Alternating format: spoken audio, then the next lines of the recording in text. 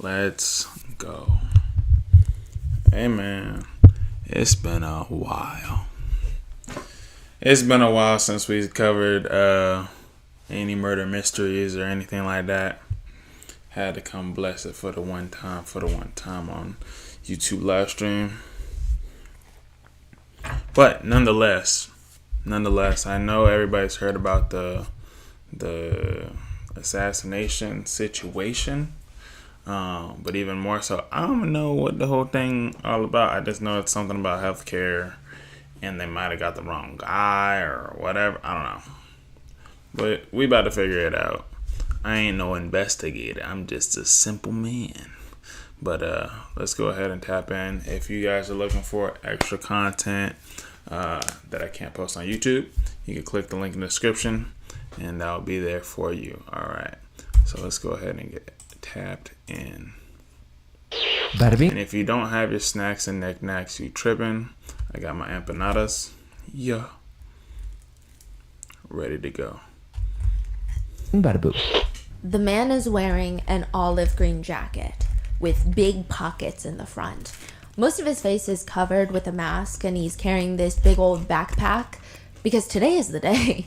He's walking through New York City, glancing from side to side, making sure that nobody is staring at him strangely, because the last thing that he needs right now in this moment is to be stopped, questioned, or even have any sort of long-standing interaction with any New Yorker. Probably the worst case scenario would be an interaction with the NYPD. But he's not even trying to think about that.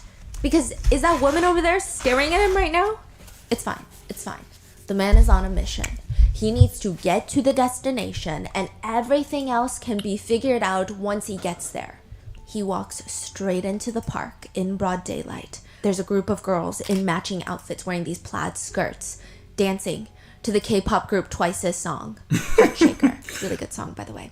They're filming a K-pop cover. That's right. A man walking through the park stares at him. He says, "Bro, I don't know if you should be doing this, but your life choice, I guess." What is that supposed to mean? Another citizen stops and points. "He's the one! He's the one!" And with that, the man in the green jacket, he starts smiling, because that means he just won $50. He is contestant number 6 in the lookalike contest for the shooter that killed Brian Thompson, the CEO of United Healthcare. The man in the hood, the winner, he says, "You know, it's so funny. I got no looks while I was coming from home to the park. No looks until I got over here. And now everybody wants a picture with me." What does that mean? No looks. I got no looks until I came over here. Nobody looked at him strangely, even though he matches the exact profile of a killer that's quote-unquote on the run. Oh. How is it that a man is shot and killed in the middle of Manhattan in broad daylight? He hasn't even been laid to rest yet. The shooter has yet to be caught. Technically, a killer is on the loose, and yet there is a lookalike contest for the killer? I mean, what could you have done so horribly in life that in death, people are holding lookalike contests for the killer, while the killer is still on the loose? That's insane. There is a literal CCTV video of somebody shooting and killing the CEO of United Healthcare. But most Americans are questioning, who really is the real victim here? Is it the one that was shot and killed? Or is it the shooter himself?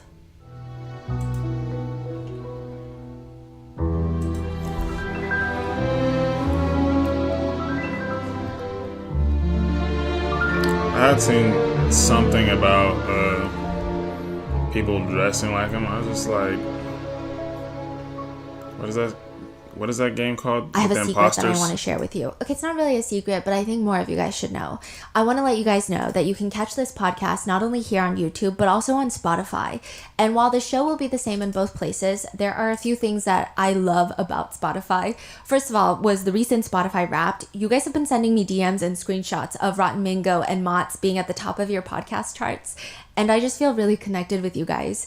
Secondly, Spotify is really the best platform to listen to our shows, both audio and video. Another one of my favorite things is being able to seamlessly switch between watching the video or just listening to the audio. So you can enjoy the show on the couch or on the go without missing a single beat. Also, on the creator side, Spotify has been able to give me a lot of insights into what you guys like and what you guys don't like. So it's been helping me figure out what resonates the most with you. And that's helped me shape this podcast into something that I hope you love. And I can't wait to hear what you think about the Spotify experience. Let me know in the comments. United Health Group. So when we refer to Brian Thompson as the CEO of United Health, Let's skip ahead. you would be surprised at how much someone could gather from the types of books you read. For example, someone can see how often you read, how well read you are, what kind of genre of books you read, but those are very obvious. You can even tell if someone is more lenient and likely to give high ratings. Maybe they're generous versus someone who never gives a high rating and just has a plethora of 2-star reviews. If the Goodreads account holder leaves reviews, you can even see how they feel about certain topics, what kind of things that they... Let's go back. I think we missed some stuff. As we work on our mission to be worthy advocates. As always, full show notes are available at rottenmangopodcast.com. A few big disclaimers for today's case. This case is currently ongoing. There's new developments every single day. If there are any major developments, which is to be expected, we're going to add them in the pinned comments below or perhaps even make a follow-up video. But most of what we could find is available publicly online, which includes netizen comments, theories, netizens' own personal experiences with healthcare in the US. And legally speaking, I am not here, nor would I ever be able to verify if each and every netizen's personal anecdote is factually correct. We trust you guys to come to your own judgments and opinions like you do with any and all cases that we bring you.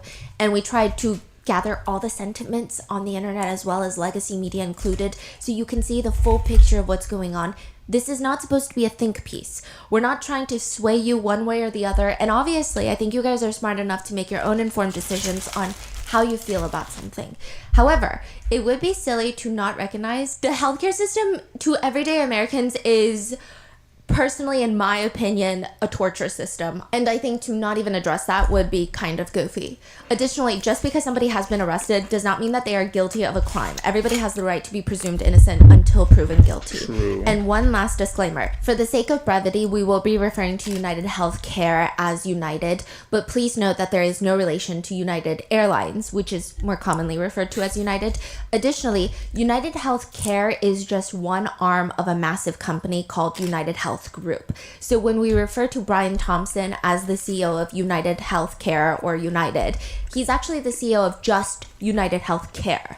There are other CEOs involved. There's a ton of different subsidiaries that United Health Group owns. And then there's a CEO that is the CEO of United Health Group, the whole organizational structure. So I know that some people on Twitter were getting a little bit confused because they're like, wait, I saw different names as the CEO of United Health Group, but this is United Healthcare's CEO. So this is the insurance arm. This is where people feel, I guess, more emotional about the case. But we will get into the nitty-gritty of the United Health Group in a second. So with that being said, let's get into it. Goodreads is kind of like the Yelp for books. You go on there and you rate and review books that you've read, but it's also a great place to stalk someone. And I don't condone this, but you would be surprised at how much someone could gather from the types of books you read. For example, someone can see how often you read, how well read you are, what kind of genre of books you read, but those are very obvious. You can even tell if someone is more lenient and likely to give high ratings. Maybe they're generous versus someone who never gives a high rating and just has a plethora of 2-star reviews. If the Goodreads account holder leaves reviews, you can even see how they feel about certain topics, what kind of things that they pick out from a 900 page book. Some people will even take it a step further, trying to figure out someone's most favorited books, their highest rated books, and see what that says about you. Some popular book analysis on TikTok include, which are all jokes, don't get offended. If your fantasy book choice is Cruel Prince, you're a furry. I said it. If your favorite book is The Secret History by Donna Tartt, one TikToker states, you think reading classics and drinking red wine and smoking cigarettes makes you all mysterious and so intelligent, but it just kind of makes you annoying. If your favorite is A Little Life, you are mentally ill. What? It's a really sad book. You're torturing yourself if you read it. Apparently it's devastating. Now, the past few days, a Goodreads account has gone viral, which doesn't really happen. I mean, usually you have people's social media accounts going viral, but this is like someone's Yelp page going viral. But everyone on the internet is trying to decipher, crack the code to what does this mean? What does this man's Goodreads account mean? The viral account shows the man has 295 books read, logged on Goodreads, and is currently reading The Book Thief, a historical fiction about Nazi Germany during World War II. Omnivore's Diet by Michael Pollan, which is about the ethical implications of our food choices, and How to Change Your Brain by Michael Pollan, which is a very intense book about how psychedelics could be used to treat mental health conditions. It's a very interesting combination of reads. In his favorite section, you have The Lorax by Dr. Seuss, which is not just a children's book, but it's a critique of environmental practices as well as a critique of the timber industry, and it's actually a pretty anti-capitalist critique. Other favorites include The Bullet Journal by Ryder Carroll and What's Our Problem by Tim Urban. Aside from his favorite, it's clear that this man is interested in Hawaii. He's reviewed 2 travel guidebooks for Hawaii. There's self-help books thrown into the mix, as well as fitness books. A mixture of tech-related reads are on there, such as Algorithm Design, which he rated 4.16 stars. Very generous. The 4-Hour Workweek by Tim Ferriss is there. And this one is interesting because he actually leaves a little personal snippet in the review. He writes, I'm reminded of a long-standing debate at my childhood dinner table. Whenever we would eat steak, I would use my knife in my left hand and my fork in my right hand, which would infuriate my mother. She would remind me to cut with my right hand since I was right-handed and switch back and forth my right hand for each bite. When pressed for a reason why, she would reply, because that's how it's done. That's how you cut it. Dissatisfied, I would press further. She would reply, because that's proper manners. As a 6-year-old, I found this to be the most pointless and inefficient process in the world, and I would voice this opinion. Why would I switch hands every single bite to maintain some arbitrary convention? The final reply was, one day you're going to meet a nice girl, and when you go out to dinner with her, you're going to need proper manners. My response then, and still a fundamental belief to this day, is that anyone who cares about something so small and insignificant is maybe not someone I would want to spend my time with. This is comment under 4-Hour Workweek by Tim Ferriss. The Goodreads account also goes on to like 2 quotes, because you can like quotes from books. One reads, science fiction is already happening to some extent in our own society. Instead of removing the conditions that make people depressed, modern society gives them antidepressant drugs. In effect, antidepressants are a means of modifying an individual's internal state in such a way as to enable him to tolerate social conditions that he would otherwise find intolerable. Imagine a society that subjects people to conditions that makes them terribly unhappy, then gives them the drugs to take away their unhappiness. Right. This quote is from the book Industrial Society and Its Future. For the full book, the Goodreads account leaves a lengthy review that becomes very pertinent. It reads, clearly written by a mathematics protege, reads like a series of lemmas on the questions of 21st century quality of life. It's easy to quickly and thoughtlessly write this off as a manifesto of a lunatic in order to avoid facing some of the uncomfortable problems it identifies. But it's simply impossible to ignore how prescient many of his predictions about modern society turned out. He was a violent criminal, rightfully imprisoned, who maimed innocent people. All these actions tend to be characterized as those of a crazy Luddite. However, they are more accurately seen as those of an extreme political revolutionary. A take I found interesting online is this. So then he quotes a netizen comment he read online. He had the balls to recognize that peaceful protest has gotten us absolutely nowhere, and at the end of the day, he's probably right. Oil barons haven't listened to any environmentalists, but they feared him. When all other forms of communication fail, violence is necessary to survive. You may not like his methods, but to see things from his perspective, it's not terrorism, it's war and revolution. Fossil fuel companies suppress anything that stand within their way, and within a generation or two, it will begin costing human lives by greater and greater magnitudes until the Earth is just a flaming ball orbiting third from the sun. Peaceful protest is outright ignored. Economic protest isn't possible in the current system. So how long until we recognize that violence against those who lead us to such destruction is justified as self-defense? Those companies don't care about you or your kids or your grandkids. They have zero qualms about burning down the planet for a buck. So why should we have any qualms about burning them down to survive? We're animals, just like everything else on this planet. Except we've forgotten the law of the jungle and bend over backwards for our overlords when any other animal would recognize the threat and fight to the death for their survival. Violence never solved anything is a statement uttered by cowards and predators. The Goodreads account rates this book 4 stars. This book is written by the Unabomber, Ted Kaczynski. He killed 3 people and injured 23 others. He was academically successful, at least at one point in his life. He attended Harvard as a mathematics prodigy and became, I believe, the youngest assistant professor in the history of UC Berkeley. Eventually, he quit everything to live a primitive lifestyle in a cabin in the woods, which would have been fine, but he's very anti-tech, anti-industrialism, anti-capitalist, which again would be ideologies to be talked about. But then he started making bombs and sending them out, which is the only way that the Unabomber believed he could draw attention to his manifesto and ideas. So why is this Goodreads review going viral? Because perhaps that's what the account holder was inspired by. Trade in a violent crime for everyone else to know his message? I mean, it's too soon to say for sure, but this is the Goodreads account of the arrested suspect for the killing of Brian Thompson, United Healthcare CEO. And I guess netizens are wondering, is this what he was trying to tell us? If you wake up in the middle of a surgery, most likely you cannot speak. You cannot tell the doctors, hey, so I can hear you drilling and sawing into my skull and my body. You can't even twitch, you're practically paralyzed. One person who woke up in the middle of surgery said it was terrible. They said, my brain kept telling me over and over, say your name, say something, do something, wiggle your toes. But I was completely incapable of saying something or moving my body at all. Waking up in the midst of a surgery can actually be so traumatic, depending on the surgery, that sometimes doctors will even recommend therapy, mental help, to get rid of those PTSD memories. It's that bad. In surgery, anesthesia, going under, timing is everything. I mean, timing is everything in that. And the same goes for public relations, PR. Blue Cross Blue Shield, a health insurance company in the United States, announces that they will be making changes moving forward. Let's say a very specific, life-saving, life-altering surgery lasts about 2 hours on average.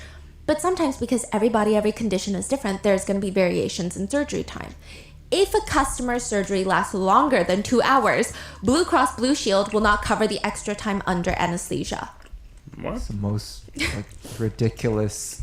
When they release this change in policy, netizens on TikTok start asking Blue Cross Blue Shield, do you know you have 30 minutes? That's what TikTokers are saying.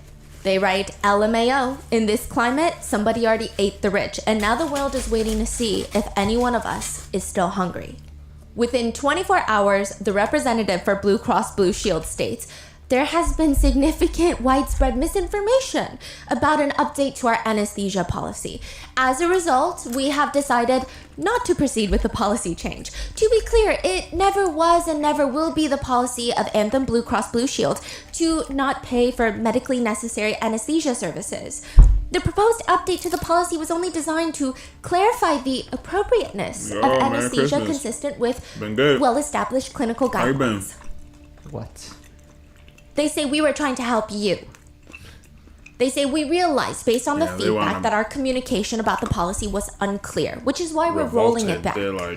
But is that really why? Or is it because the CEO of United Healthcare was just killed in broad daylight? Brian Thompson is on his way to the annual United Health Group investors meeting. It's going to be at the Hilton Midtown Hotel in Manhattan, which is not where he's staying. For whatever purpose, perhaps safety. He's staying at the Marriott down the block. Then he's going to walk to the Hilton, which is just a few blocks away, to get ready to more or less tell the investors how much money they're going to be making this year. I mean, just for transparency purposes, it's probably a really good day for Brian Thompson. Hi, I'm Brian Thompson, CEO of United Healthcare. And welcome. Our mission and values are focused on helping people live healthier lives and making the health system work better for everyone. I hope what I've shared with you today gives you a tiny glimpse into what is possible and how we view consumerism within United Healthcare. He's what's called a heavyweight in the industry. Under his leadership, United Healthcare acquired over 1 million customers in 2023. Total revenue grew by 14.6%, and net profit margins were 6% for 2023, probably better for 2024. Which I see some people arguing about that 6% profit margins. They're not the best profit margins in across the board industry, capitalistic societies, but you're talking about a behemoth like United Healthcare.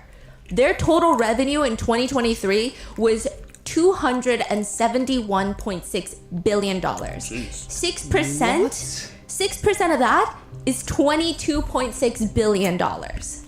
That is crazy. They are number 8 in global companies for revenue. Globally, number 4 in the United States. Wow. They're above Alphabet. They're above Google.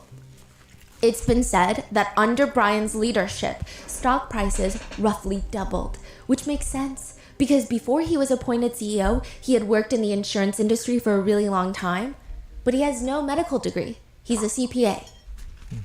He's also one of the many executives in the healthcare industry that decided to start denying patients' claims and payments for what they, the insurer, believe to be non-critical visits to the ER. AKA, hey you, random person with little or no medical knowledge sitting at home, please make sure that you're actually dying when you go to the ER. Like, be for real. If you only think that you're dying 60%, maybe hold off, because if you don't think that you're gonna die, we're not gonna pay for it. If we think that you could have lived, we're not going to pay for it. So you're going to pay for it. And then you're going to be dying from the medical debt.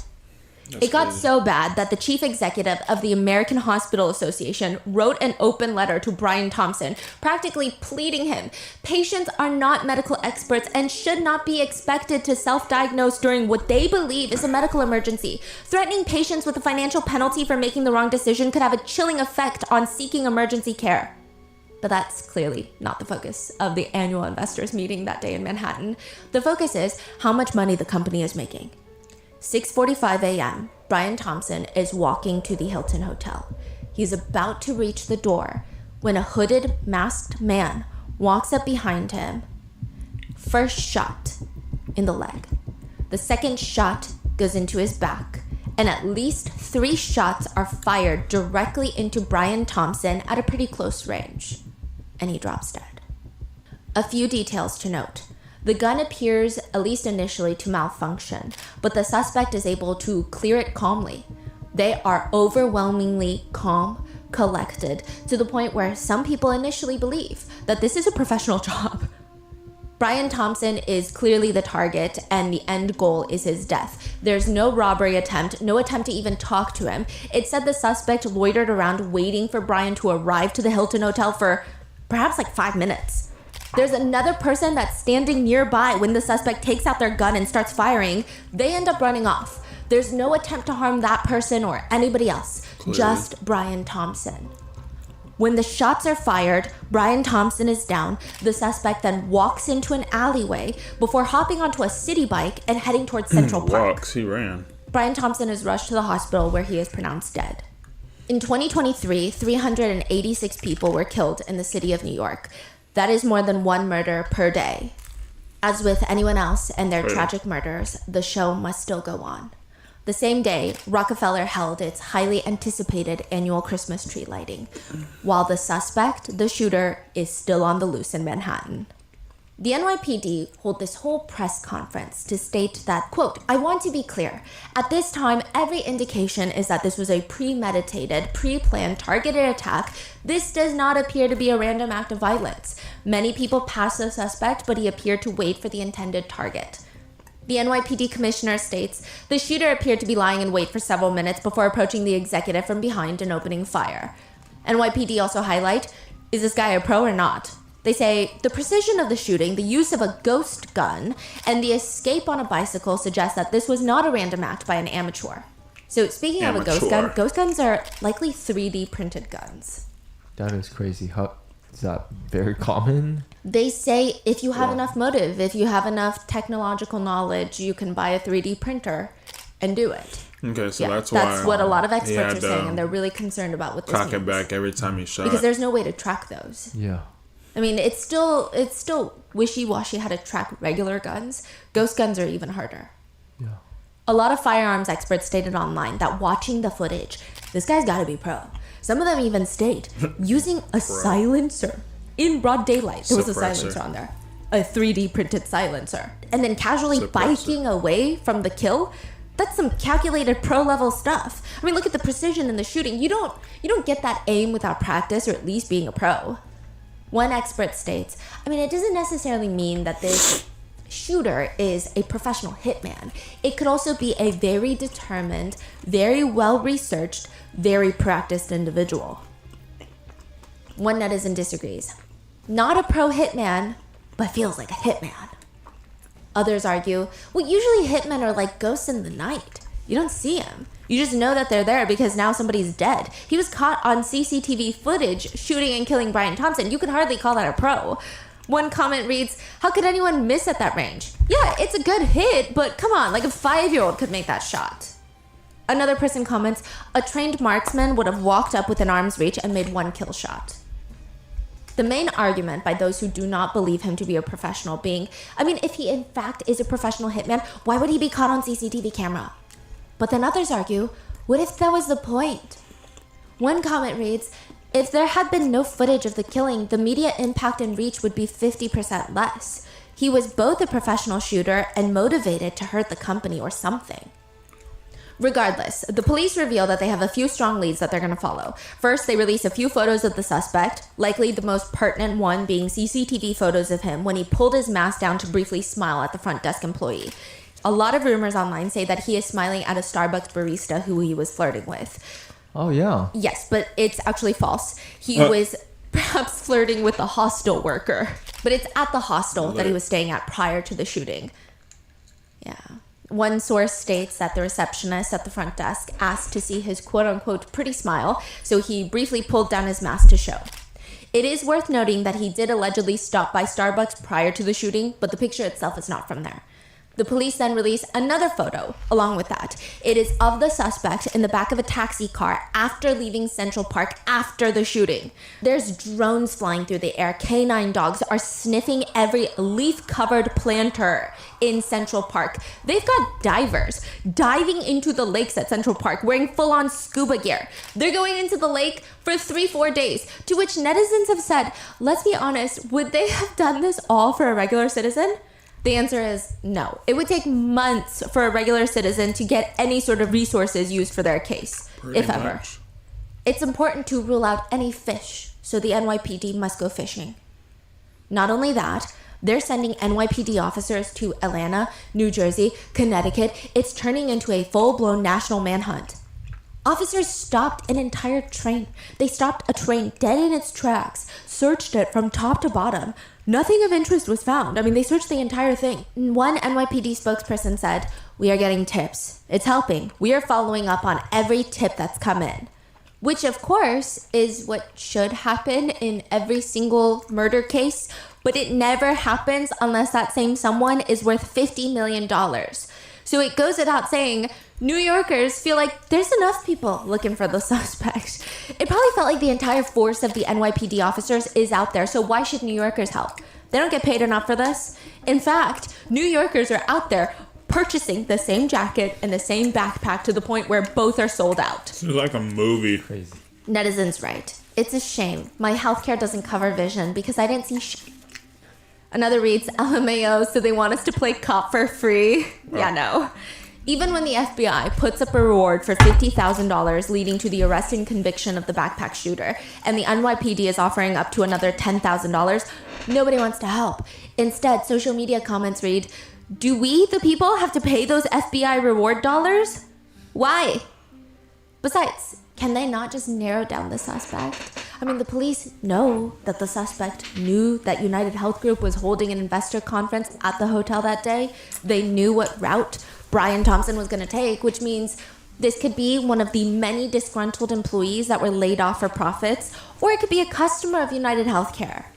So that suspect list would include almost the entirety of the U.S. population, millions upon millions of people. But the NYPD want your help.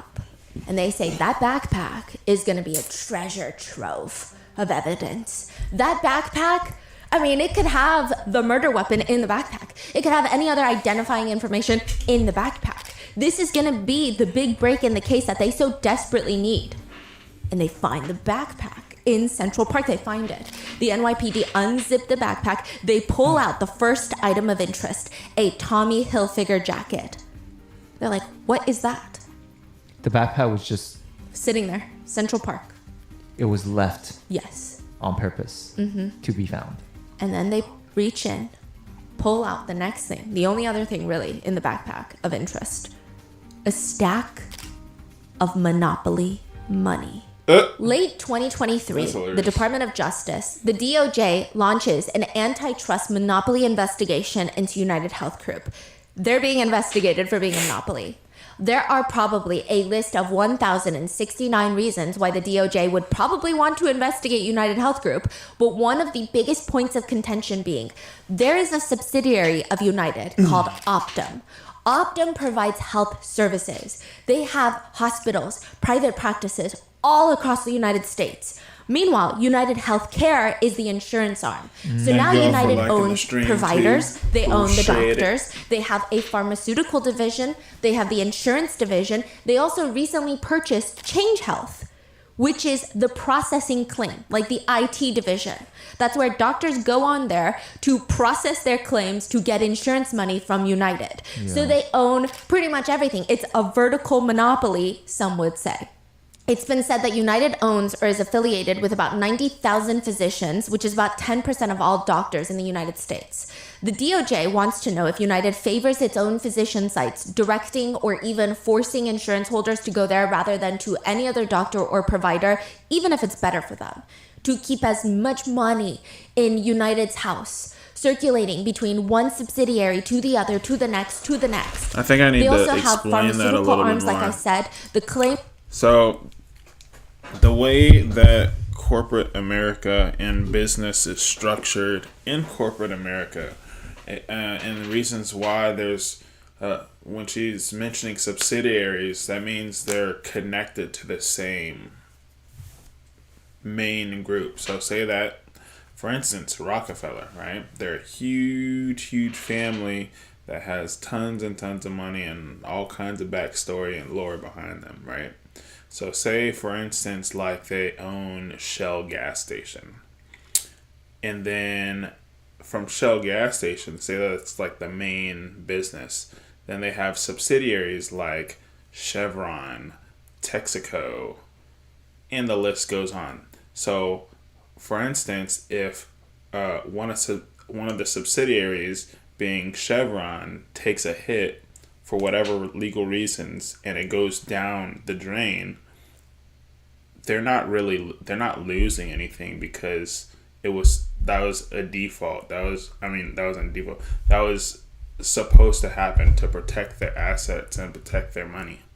So they'll have multiple subsidiaries to be able to take hits just in case if one falls through or whatever the case. So it's a huge practice in business is to have a holding company, which that would technically be, and then having subsidiaries to that holding company. So whenever it's like, oh, they don't own the business, their businesses own their business. You know what I mean? So they don't take a hit even if legal action is taken. Like, it would be very hard to do so. So that's how they protect their money.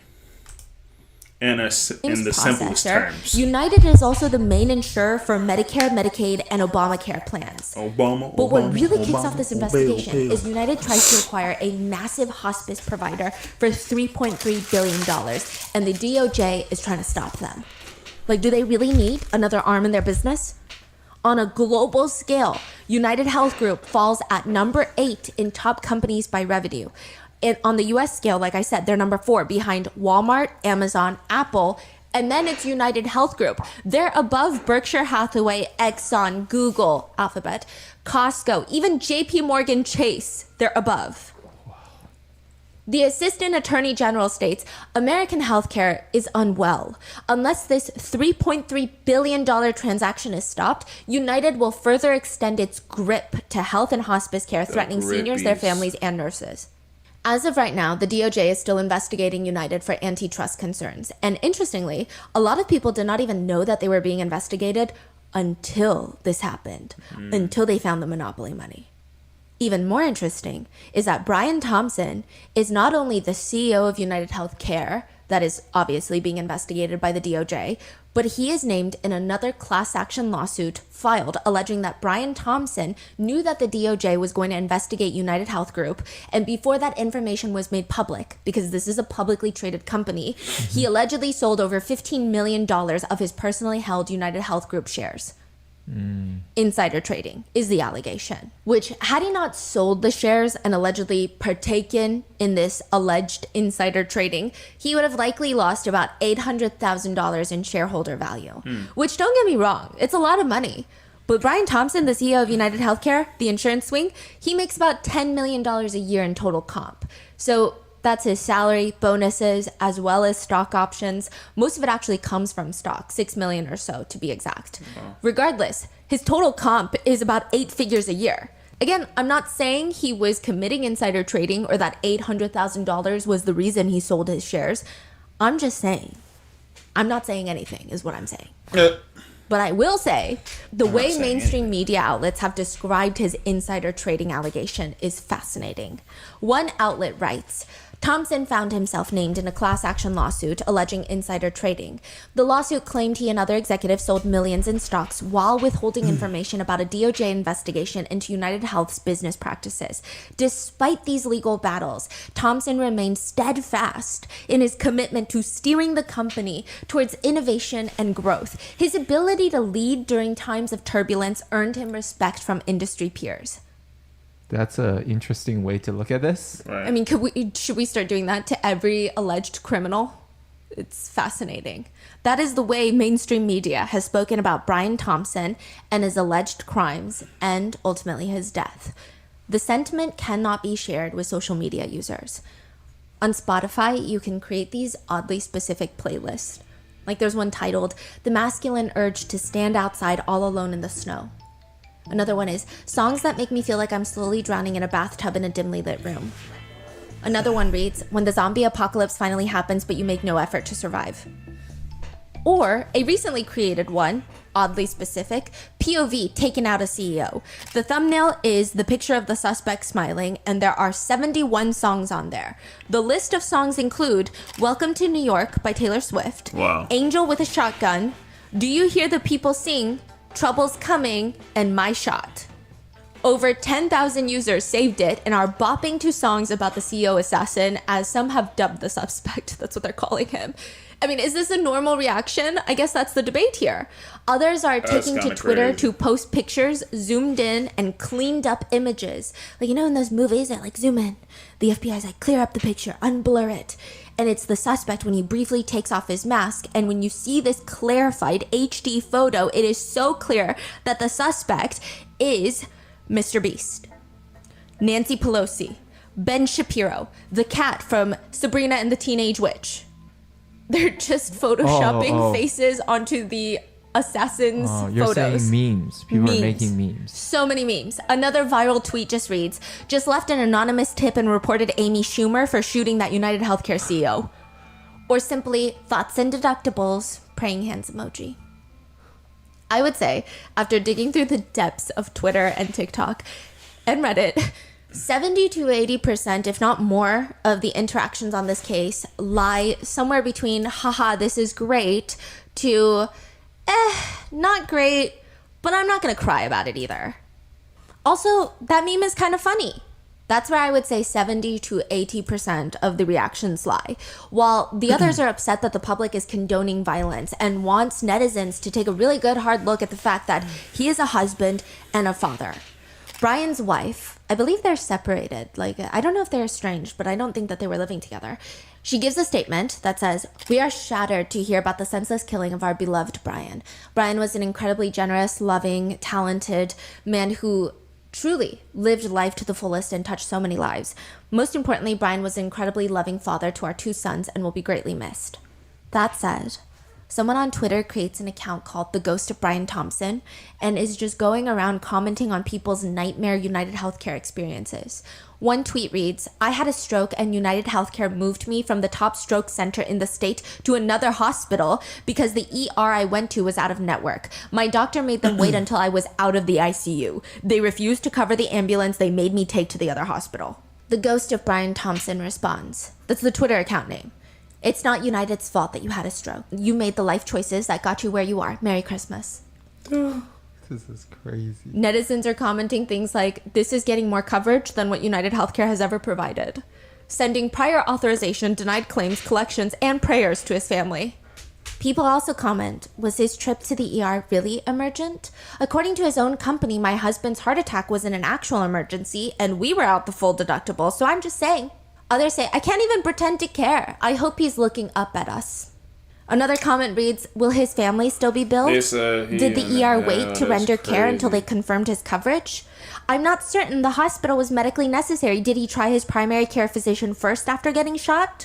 Was the hospital in network? Did he really need to go to the ER? Why didn't he try urgent care first?" To which one netizen finally puts their foot down and responds to the comments writing, "Why would you awful people say such awful things that restore my faith in humanity?" They also argue, besides, he wasn't assassinated. His claim to life was just denied. Other netizens were more focused on the monopoly money and how the suspect is toying with the police. They wrote, "Bro is really out here being Robin Hood and trolling the FBI. LOL. He said, you guys are playing checkers and I'm playing Monopoly." Others point out how this is not really funny because someone out there is actually having a really bad day. They write, "Someone somewhere has a box with a Monopoly board and is going to sit down and play one day and wonder where all the damn money went." That is the only victim in this story. Many legacy media outlets have argued that the surge of social media posts, quote, glorifying the shooting is alarming. One argues, the framing of this incident as some opening blow in a class war and not a brutal murder is especially alarming. But netizens are not having it. They're writing, "Trying to convince me that the CEO shooter is a danger to anybody else is the biggest corporate media joke of the week."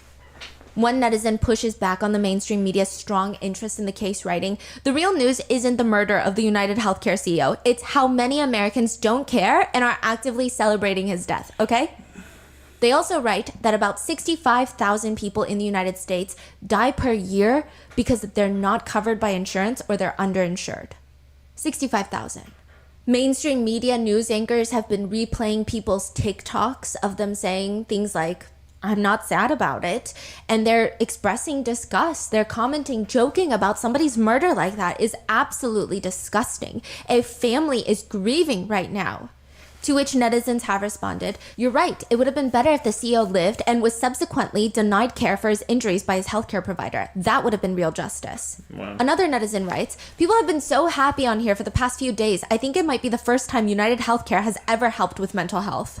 One of the main reasons that people are so upset with United Healthcare is, if you want to look at it this way, this is legally, I don't know if I can say this is what they do. This is what it feels like they do. Feels. That's a opinion. You pay them to insure you for healthcare, to insure you for life-saving treatments should it come to it.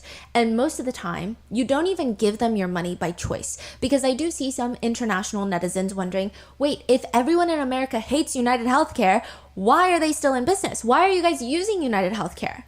There really is no market for insurance. A lot of times it's what's offered to you at work. Corporate healthcare plans are sometimes cheaper with United Healthcare. Employers will go with United because they are looking out for themselves rather than their employees. So now so many Americans are stuck with United Healthcare because they have no choice. And even though they had no choice, they still have to pay United Healthcare massive premiums every single month, hundreds of dollars, if not more, depending on who you are and if you have any conditions. And then once they finally go to the doctor to get the care that they need, they file a claim to United saying, "Hey, remember how I pay you so much money? Probably more money than I spend on groceries every month. Yeah, well, this is why. Remember? Please pay the provider for this x-ray I had done because I could have died." The claim still has to be approved by United. Wow. United has the highest claim denial rate in the industry. The industry average being around 16%. United denies claims over 30% of the time. A third. Imagine you're going through a fast food drive-thru. You pay money, and a third of the time, you may not get your food. In fact, you may owe more money. It's One of my favorite things is Like shopping for other situation. people. But shopping for myself is an internal struggle. I think we've all had that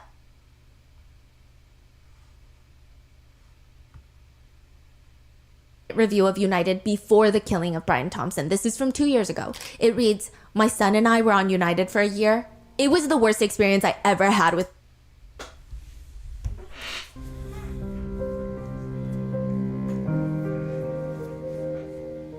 Here's one Reddit review of United before the killing of Brian Thompson. This is from 2 years ago. It reads, "My son and I were on United for a year. It was the worst experience I ever had with insurance. They denied every little thing. We would have to spend hours on the phone with them. Eventually, they would pay the claim. We would have to get the state insurance commissioner involved in an ER visit that they didn't want to pay. Eventually, they paid it, only to reverse their decision 6 months later. Once again, we spent months fighting it, and eventually they paid it. I hate this company, and if my employer ever decides to go with United Healthcare, I would strongly think about finding another job." One comment under that reads, "I'm having the same issues right now. Denying all my claims, now I'm being billed thousands of dollars for routine blood work." oh, that's what. One ER nurse on TikTok says, "The things I've seen dying patients get denied for by insurance makes me physically sick. I just can't feel sympathy for Brian Thompson because of all those patients and their families." Another healthcare worker writes, "I work in hospital utilization management. United Healthcare is literally the worst payer, and it's not even by a close margin. In my extensive firsthand experience, they deny medically necessary services in bad faith constantly. I would never use them. United denies anything they can. I hate them." Another review from 1 year ago, again, way before the killing of Brian Thompson, reads, "The company is targeting senior citizens with cheap so-called Medicare Advantage plans and denying coverage left and right. They are literally driving people to their graves." Another netizen writes, "It's scary, but I'm not surprised something like this finally bubbled up. Especially with the current dynamic in our society, it's akin to pitchforks and torches. The health system is a scam, and somebody finally snapped." Another netizen points out, "Their business model is predicated on systematically denying customers vital care. They are effectively stealing billions in profits. So for example, United Healthcare makes billions, hundreds of billions of dollars from all those insurance premiums. And they're incentivized to pay out less claims. Yeah. So they can hoard more money to themselves. There's actually a law that you have to pay out a certain percentage of the monthly premiums that you receive. Yeah. United did not. So they actually had to pay back consumers. I think like Wow. 7% of their annual premium. Wow. Yeah. That is crazy. So that was a whole so thing. they're okay. So basically, they are taking $100 in, for example, every month. They pay out. Let's say the law says you have to pay at least 50% of that. At least. Yeah, probably more like $30. Okay, at least 30% of dollar of that you need to pay for those medical procedures, and they are under. They only pay $23. They're like, fine, here's $7. Let me pay Yes. the patients $7 more. Yes. Because, yeah, I mean, you do with that what you will, that information. United also provided the health insurance plans for students at Penn State University, not to be confused with UPenn, which is important later, but I digress, okay? But at Penn State University, this was like a huge thing of what happened with United Healthcare. They are going to provide insurance plans for students. It is a lucrative business model. Very healthy young students. I mean, Penn State University, you're talking about middle upper class students that probably take good care of their health. Have been at this point. They're athletic, they work out, they're good. Paying every single month. Most of them don't really need that much medical help. Just some routine checkups, that's it. But one student at Penn State was costing United Healthcare $2 million a year. He has ulcerative colitis, severe arthritis, debilitating diarrhea. He has bloody diarrhea 40 to 50 times a day. And I know someone might be like, oh, well, I have diarrhea. This is to the point he cannot engage in any normal activities. He cannot play sports. He cannot even go outside. He can't even go to the store to pick up apples because he could have debilitating diarrhea in the middle of the store. He has fatigue. He has potentially life-threatening blood clots. To treat him, it was costing United Healthcare $2 million a year. But now they don't want to pay that anymore, even though he's insured, even though he pays for their services. This is the social contract, and it's pretty much a contract, but they don't want it. Christopher needs that care.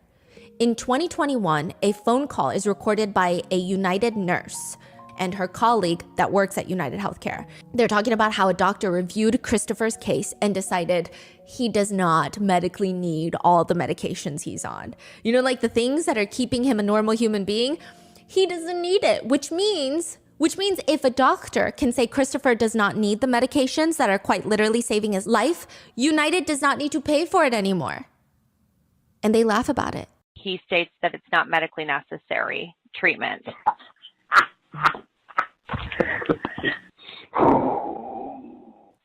Yeah. I knew that was coming. They also go on to rant about how Christopher's mother keeps calling, quote, screaming and yelling and throwing tantrums. Yeah, because her son could die, but I guess that's funny. They both state that for the family to appeal the denial of treatment would be a waste of the family's time and money, so there's nothing that they can do about getting this potentially life-saving treatment denied. One of them remarks, "We're still gonna say no regardless." Christopher and his family end up suing. That's how this call is released. Through those court documents. This is how United Healthcare is talking about their customers that pay every single month. They laugh when they deny life-saving care.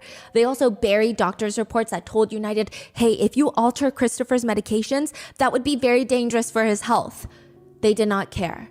When all this came to light, a United spokesperson said, Christopher's treatment involves medication dosages that far exceed FDA guidelines. In cases like this, we review treatment plans based on his current clinical guidelines to help ensure patient safety.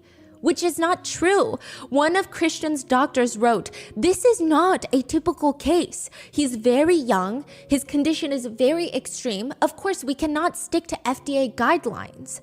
It's just not going to work for him. The FDA guidelines are there for the mass general public. And it's just a guideline. And they write, his disease is significantly severe with a diagnosis at a young age. He has failed every biologic medication class recommendations by guidelines. Therefore, guidelines can no longer be applied to this case. This is what's working. We've tried lowering his meds. It didn't work. So the United Healthcare is saying that we did it for him. That's exactly what Blue Cross Blue Shield was saying. Oh, right, They're right, saying, right. people are getting too much anesthesia, so we're doing it for you.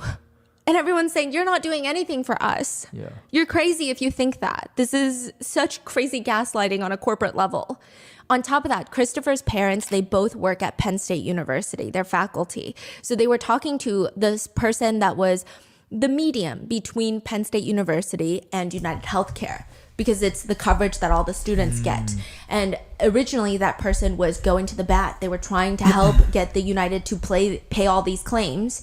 And then out of nowhere, that person becomes way less helpful. And they wonder why. This was not publicly released to anybody, but turns out in the midst of all of this, she is now fully employed by United and no longer the university. Originally, she What? was employed by the university. Yeah. So her interests lie with her students. Yeah. But now United has taken her on as an employee. She still works at the university and she's still the middleman, but she works for United. She does not work for the university. So whose interests is she protecting? That's crazy. And nobody was informed about that. They bought her off, basically. Yes. They say, here's a fatter salary. Come work for us. Yes. So we don't have to pay $2 million on this thing. Yeah. I don't know if it was solely because of Christopher's case. One could maybe potentially, in their opinion, connect the dots to that. But it is very suspicious, is it not? And the fact that even without Christopher's case, whose best interests are we serving? It's not the students anymore. Yeah. It's going to be United. United also states that Christopher, they're not treating Christopher. These are not treatment conditions. This is where it gets so confusing. They say, we don't know his exact medical history, so we don't want to treat him. Those treatment decisions are made between him and his physicians. But Christopher and everybody else is arguing, but if you're denying coverage for the treatment that the doctor recommends, are you not dictating how he gets treatment? Are you not suddenly playing doctor? Christopher states, the insurer United is playing doctor, making decisions without ever examining him or even speaking with him. Because these were the only medications that ever made him not housebound and feel somewhat normal. To return back to a state where he could not do anything, Christopher said that he contemplated self-exiting if the coverage was ultimately denied. They are still engaged in a legal battle. I believe that they settled out of court, but it was messy. One netizen states, United Healthcare, that's what it should be called. Some netizens say that the CEOs and billionaires of major corporations should feel like their actions have consequences. Not the consequence of murder, right? But it's kind of the situation of, I guess if a celebrity were to do something, there would be some backlash. A lot of CEOs and major corporations, there's some backlash, but not really. It doesn't affect them. They don't wish to be liked by the general public. Yeah. They wish for their bottom line to be fat. One netizen comments, billionaires and CEOs should see the fact that the entire internet is having a week-long celebration for one of their own's death. And they should really think about what that means. Again, that's not a threat. They're saying, think about how we got here. Yeah. Think about what you're doing with your life. But some of them have taken to making jokes, writing, my Amazon order is 4 days late, at Jeff Bezos. You seen what happened to the other guy? Stop playing. I will say most people seem to carry the sentiment, but some others disagree. One netizen rants on Twitter, United Health Group's profit margins are only 6 to 8%. That means keeping the same amount of coverage but lowering their premiums by 8% would make them completely unprofitable. We as a society is by and large financially innumerate and illiterate.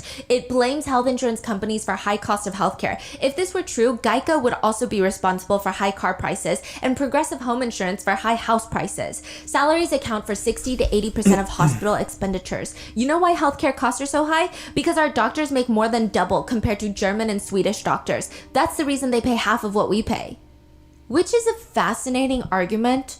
I don't know why this netizen has taken it upon themselves to worry about if United is making billions or a few less billions of pure profit per year, which is enlightening and fascinating of a take. But another netizen responds, the only reason that doctors get paid higher here than other countries is because the education is more expensive here. They're hundreds of thousands of dollars in debt. You can trace this, and it's going to be like the chicken and the egg story. What came first? Other netizens are just calling the original poster a corporate bootlicker, wondering what they get out of defending a soulless mega corporation that denies healthcare to paying customers. Others argue, even if all of this is true, that does not give anyone the right to shoot the man dead on a public street in the middle of the day. We have courts for those things. To which netizens argue, it's adorable that you have faith in the rule of law when your country is run by bureaucrats, twisting the system in their favor, ensuring the status quo remains the same. All of us little people stay at the bottom for the elite to use and exploit to enrich themselves further. To which a whole fight ensues. So you're saying it's okay to murder someone secretly or openly because they've been accused of doing bad things? Accused is not convicted. Accused of insider trading. Another netizen responds, almost every policy decision made by United had to pass over his desk. Every family bankrupted and every person that died because they couldn't get the proper medical care was on his hands. Why do you protect the elite who walked all over us and don't give a fuck about you? To which someone responds, people can start a class action lawsuit and they will always have lawyers coming out of the woodwork to help them. Individuals are a little more dicey, but it can be done through the court. You don't have to murder someone. Many netizens have I don't think written it would have been back. handled the same way. Can we hold these CEOs obviously. accountable? Poor people have zero access to the court system. It's pay to play. Wake up and look Yeah. around for fuck's sake. If you're trying to take somebody Another to court, comment especially reads, such courts as that, for like filthy you're gonna, rich white collar criminals? Yeah, that's and be freaking spending hilarious. way Tell more me more money, about this and they got imaginary way more world you live pull. in. One netizen expresses disappointment in society, writing, if this was your dad, you would not say horrible things. I live in Minneapolis, and I can tell you his family is wonderful. He is not the sole decision maker. It's a huge corporation. Sad that healthcare is all going downhill. It starts with the drug companies and people living longer. To which people comment, funny how when United says it to people who have policies, it's not horrible. Another comment reads, denying people healthcare after people have paid into that system is a whole new level of evil. Another debate-inducing comment reads, it's very sad many people have lost their minds in moral clarity. How can you celebrate the death of just a guy in a position to do his job and people compare him to Hitler? Folks, the guy was a human being who has loved ones like us who are mourning him right now. Please have some sympathy and maybe a little class. Many netizens have taken on the viewpoint that you live by the sword, you die by the sword. They write, when you punch down on the weak and poor, you get what you deserve. Yes. I will say, it seems like most Americans are at least supporting the suspect, or if not caring and feeling sympathy for Brian Thompson. So it's very interesting that both sides of the aisle are more or less united. one netizen sentiment sums it up pretty well. I've seen these responses throughout Reddit, and I cannot blame the reaction of many. Where's the equal amount of media coverage on millions of people being denied healthcare because of these insurance companies, or those going nearly bankrupt to cover what their insurance companies won't? Americans are dying because of their greed, and it's making it nearly impossible to feel anything close to sympathy at this point. With the overwhelming sentiment being, quote, this might be the one time, if not all, of America is united. 5 days after Brian Thompson's murder, Larry and his friends meet up at McDonald's. Larry and his friends always go to this McDonald's. They're sitting around eating their regular orders when Larry says, you know, one of my friends, and I thought he was kidding, when the shooter, or whom I assume is the shooter, came into the McDonald's, he made this comment, this little guy walks in. God, that looks like the shooter from New York. But I thought he was, the group of us, I thought it was more of a joke. And we were kidding about it, but then... And as it turned out, it was him. The employee said that they thought that was him. You know, I guess that's what started the initial investigation on it, you know, and Wait. Larry is talking to who? He's telling the news station. So he's saying he's sitting at McDonald's with all of his buddies, and this guy walks in with a mask and a hood and a backpack, and they're like, that guy looks like the New York City shooter, ha ha ha ha. Because, you know... What are the odds that he's in Altoona, Pennsylvania, 86 miles away from New York City? So random. And this is a very small town in Pennsylvania. And they're like, hee hee, ha ha, giggling. But I guess the employee overhears at McDonald's, sees the guy when he's ordering, and decides, you know what, I think that's the shooter, and calls 911. I think I heard this one. Larry Dude and got his friends paid, leave before the police arrive. I guess and that was then like later, a it's all cash over the award. news. The shooter has been caught at a McDonald's in Altoona, Pennsylvania. So At a Larry says he goes McDonald's at back to the McDonald's. He asks the employees, was that the guy? Was it this McDonald's that he was arrested in? And they said, yeah. I said, was I here when he came in? And she goes, You were sitting right there in front of him. You were making jokes that he was the shooter. He thought that was crazy. He said, I mean, he must have heard us when he walked in, but he had no reaction because we were talking pretty loudly. We were right there. They said that the shooter was sitting in the corner eating hash browns. He does note that he was surprised that the shooter stayed as long as he did, considering he's on the run. But again, at the time, he did not really think that. Larry did not think that that was the United shooter, but one of the employees at McDonald's clearly did. A 26-year-old man is promptly arrested at McDonald's, and I'm sure you've all seen the news by now. That man is Luigi Mangione. He was considered a missing person. His mom filed a missing persons report for him November 18th of this year, but apparently he hasn't been in contact with his family for the past few months. In his backpack, police allege there was a 3D printed ghost gun, a 3D printed silencer, a loaded Glock magazine with 6 9mm rounds, and apparently multiple fake IDs, including one that was allegedly used to check into the New York City hotel by the person of interest in the pictures. Everything. There was a U.S. passport, $10,000 in cash. The police alleged that there was $8,000 in USD and $2,000 in foreign currency, which is going to be debated later. They state that there was clothes, face masks that were similar to what the suspect used, as well as a water bottle and a Kind bar wrapper with fingerprints allegedly matching those found near the crime scene. They also state that they found a spiral notebook containing entries and thoughts, as well as almost like to-do lists, as well as a 3-page manifesto that legacy media did not want to release. All these networks had his manifesto in possession. You're kidding me. They would quote from it here and there. Ken Klippenstein is the independent journalist that released it. And he writes, my queries to the New York Times, Washington Post, CNN, and NBC to explain their rationale for withholding the manifesto while gladly quoting from it selectively have not been answered. That is some wild stuff. Yeah, I mean, the research for this case was very disorienting. I would go onto mainstream media and the rhetoric, the tone was so disconnected from even their own comment section. Not even just Twitter and TikTok, their own comment sections. Their own audience. Their own audience is like, are you dumb? But the manifesto reads in full. To the feds, I'll keep this short because I do respect what you do for our country. To save you a lengthy investigation, I state plainly that I wasn't working with anyone. This was fairly trivial, some elementary social engineering, basic CAD, and a lot of patience. The spiral notebook, if present, has some straggling notes and to-do lists that illuminate the gist of it. My tech is pretty locked down because I work in engineering, so probably not much info in there. I do apologize for any strife or trauma, but it had to be done. Frankly, these parasites simply had it coming. A reminder, the US has the #1 most expensive healthcare system in the world, yet we rank roughly 42 in life expectancy. United is the largest company in the US by market cap, behind only Apple, Google, Walmart. It has grown and grown, but has our life expectancy? No, the reality is these indecipherable words have simply gotten too powerful, and they continue to abuse our country for immense profit because the American public has allowed them to get away with it.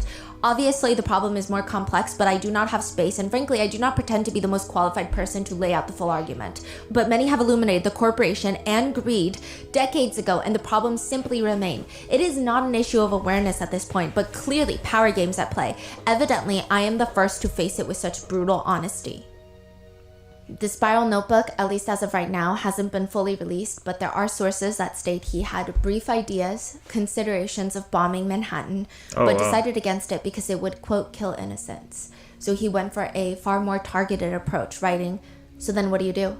You go to the annual parasitic bean counter convention to whack the CEO.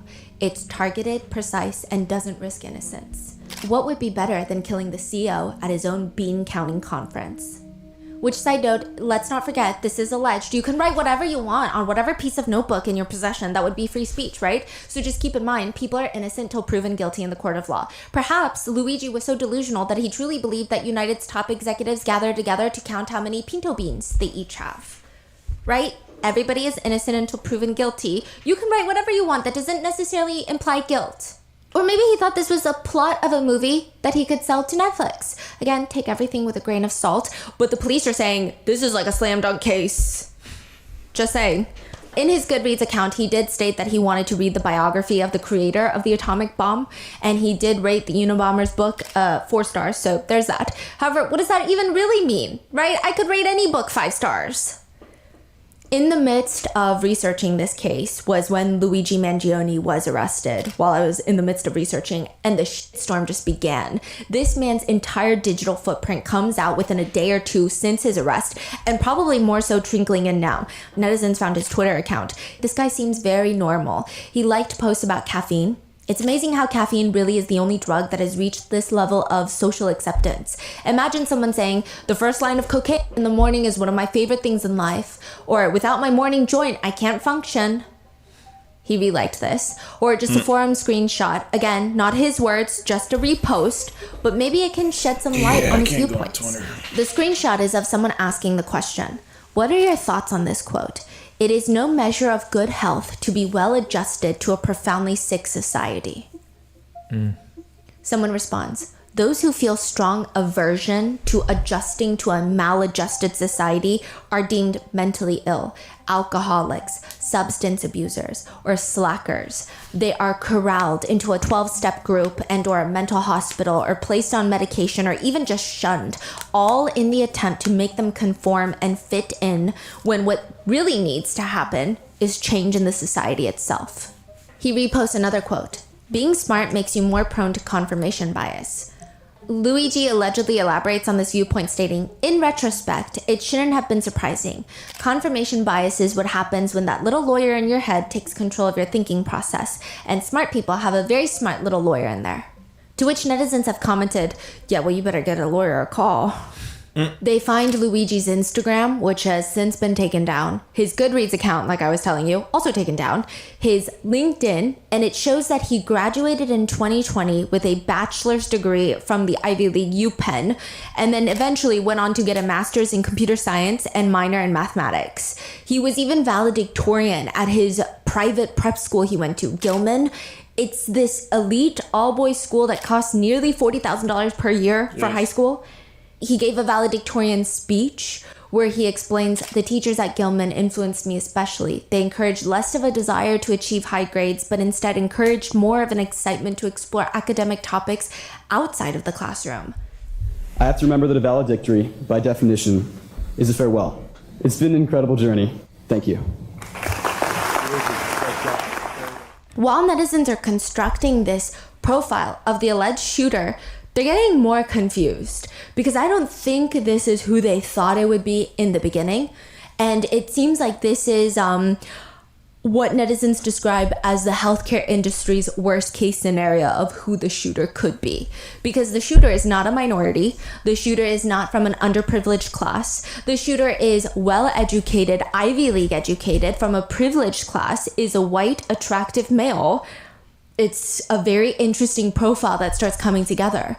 He says that he wanted to study biology and AI. He was on the robotics team. Side note, former classmates of Luigi's have spoken out. And one former classmate says, but everyone just knew him as like a quiet, reserved, nice kid. He was obviously really intelligent, and everybody can tell that by his resume, of course. Yeah. It's been said that even his family is of a very prominent, influential family in Maryland. His grandfather allegedly made a lot of money as a real estate developer who owned country clubs, nursing homes. Yeah. They are related to healthcare. They have connections to healthcare, and even a radio station. He passed away in 2008 from a stroke. His grandmother passed away in 2023 from Parkinson's. So Luigi's grandparents, they pass away. But his parents themselves are also doing well for themselves in the family business.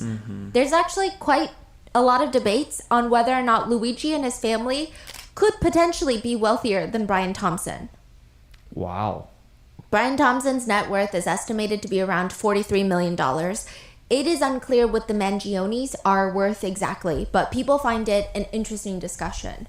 Perhaps even more riveting is the fact that Luigi is allegedly included in a will from his grandmother that could be anywhere between $30 million to $100 million.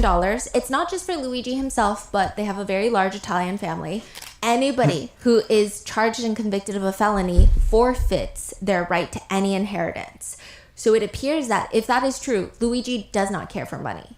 Wow. And there's a lot of money in his family. They donated over $1 million to the local hospital, Greater Baltimore Medical Center. The unit for high-risk obstetrics has the Mangione family name on there.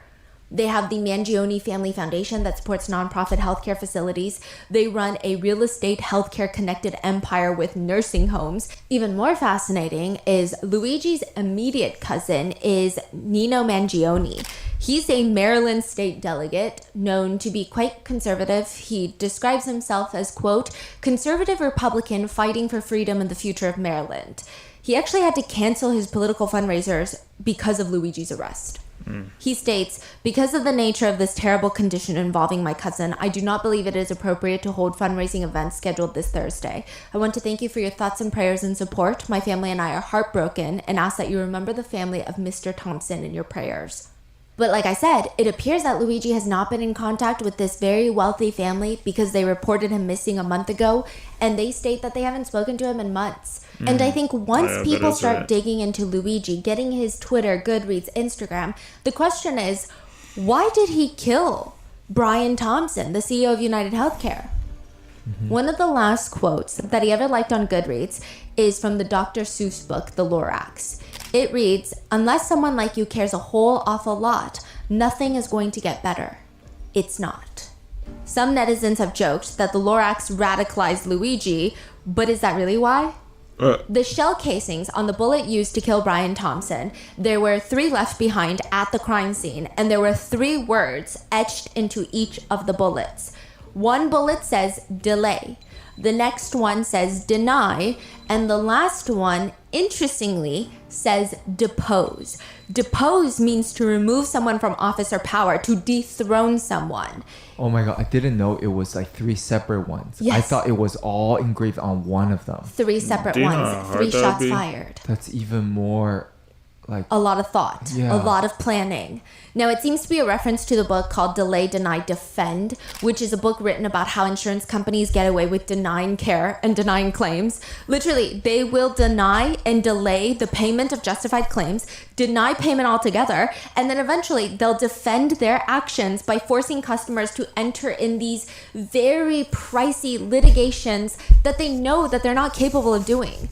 One netizen writes online, when I delivered my son 16 years ago, I had 2 different insurance plans, one through my employer and another through my husband's employer. Both of them were allegedly United.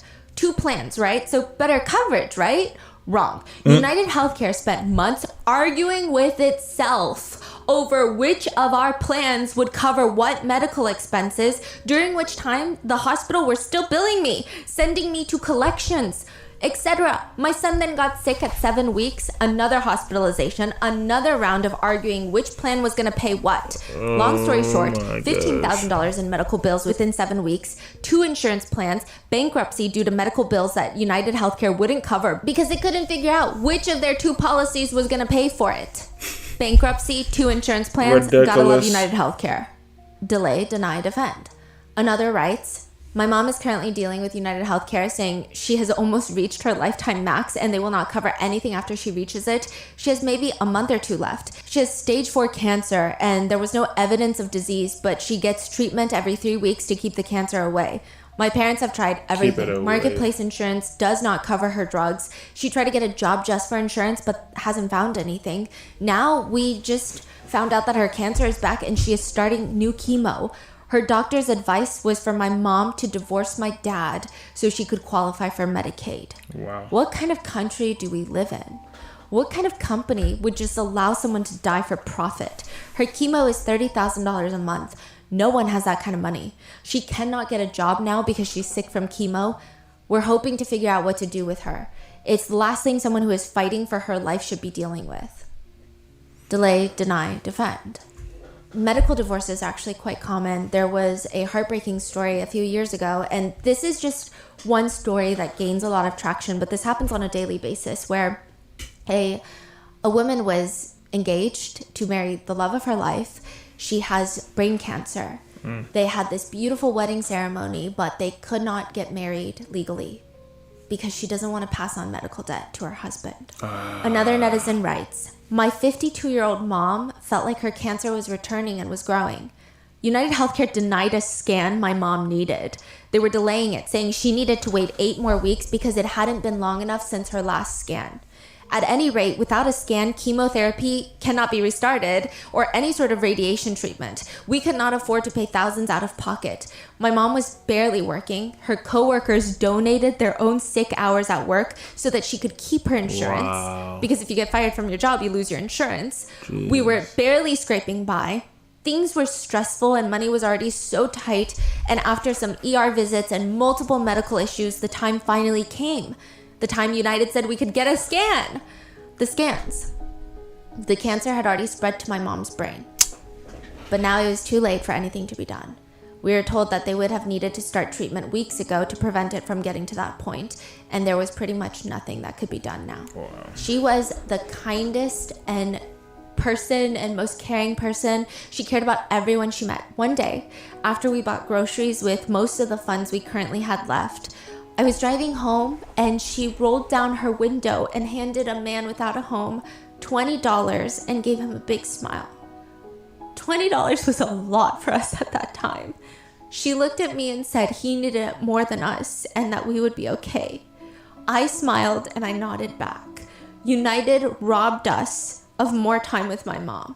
Maybe she wouldn't have lived another year with the scan and chemo when she first noticed returning symptoms, or maybe she would have lived a few years. We don't really know, but without the scan, without the chemo, without the radiation, they were actively taking coins out of the meter of her life instead of just refusing to feed it. United Healthcare profits not just by denying claims, but also largely profits by delaying services. They hold on to their money and save thousands of dollars on my mom and people like her by essentially letting her die more quickly and not having to pay for additional chemotherapy or for radiation, extra doctor's visits, and fewer overall hospital visits. They're a criminal enterprise operating under our noses by lining the pockets of lawmakers, forcing smaller healthcare facilities and independent pharmacies to close, limiting access to healthcare locations to millions of Americans, especially in smaller towns, delaying life-saving services, all while profiting billions and more every single year.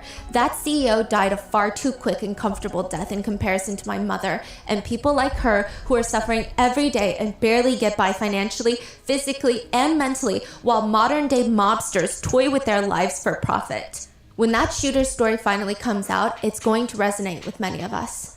I've always thought myself a very impartial juror, very open to facts and fair punishment and treatment and playing by the rules.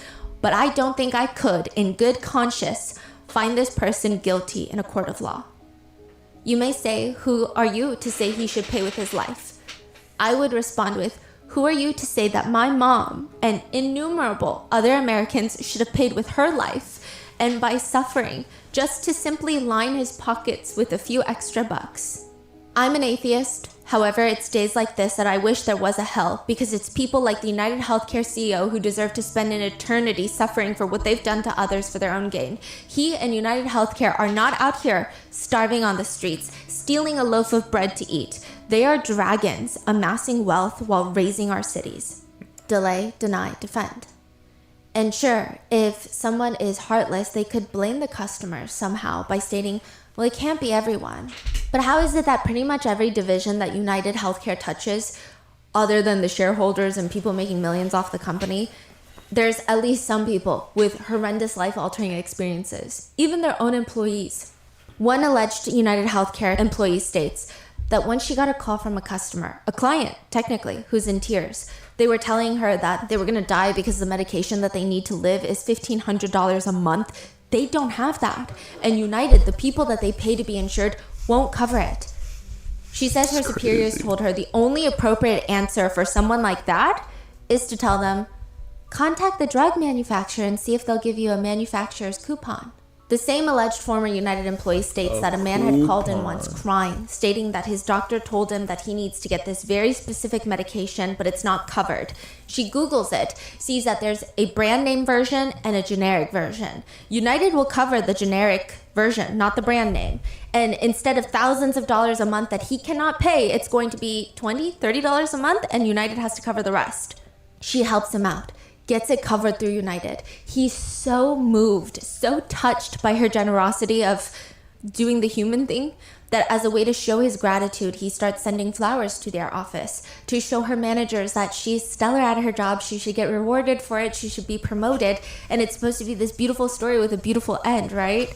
She is reprimanded. Her manager tells her that she should never do that again on the grounds that the insurance rejected the claim for the medication. She went behind the insurer's back to find an alternative.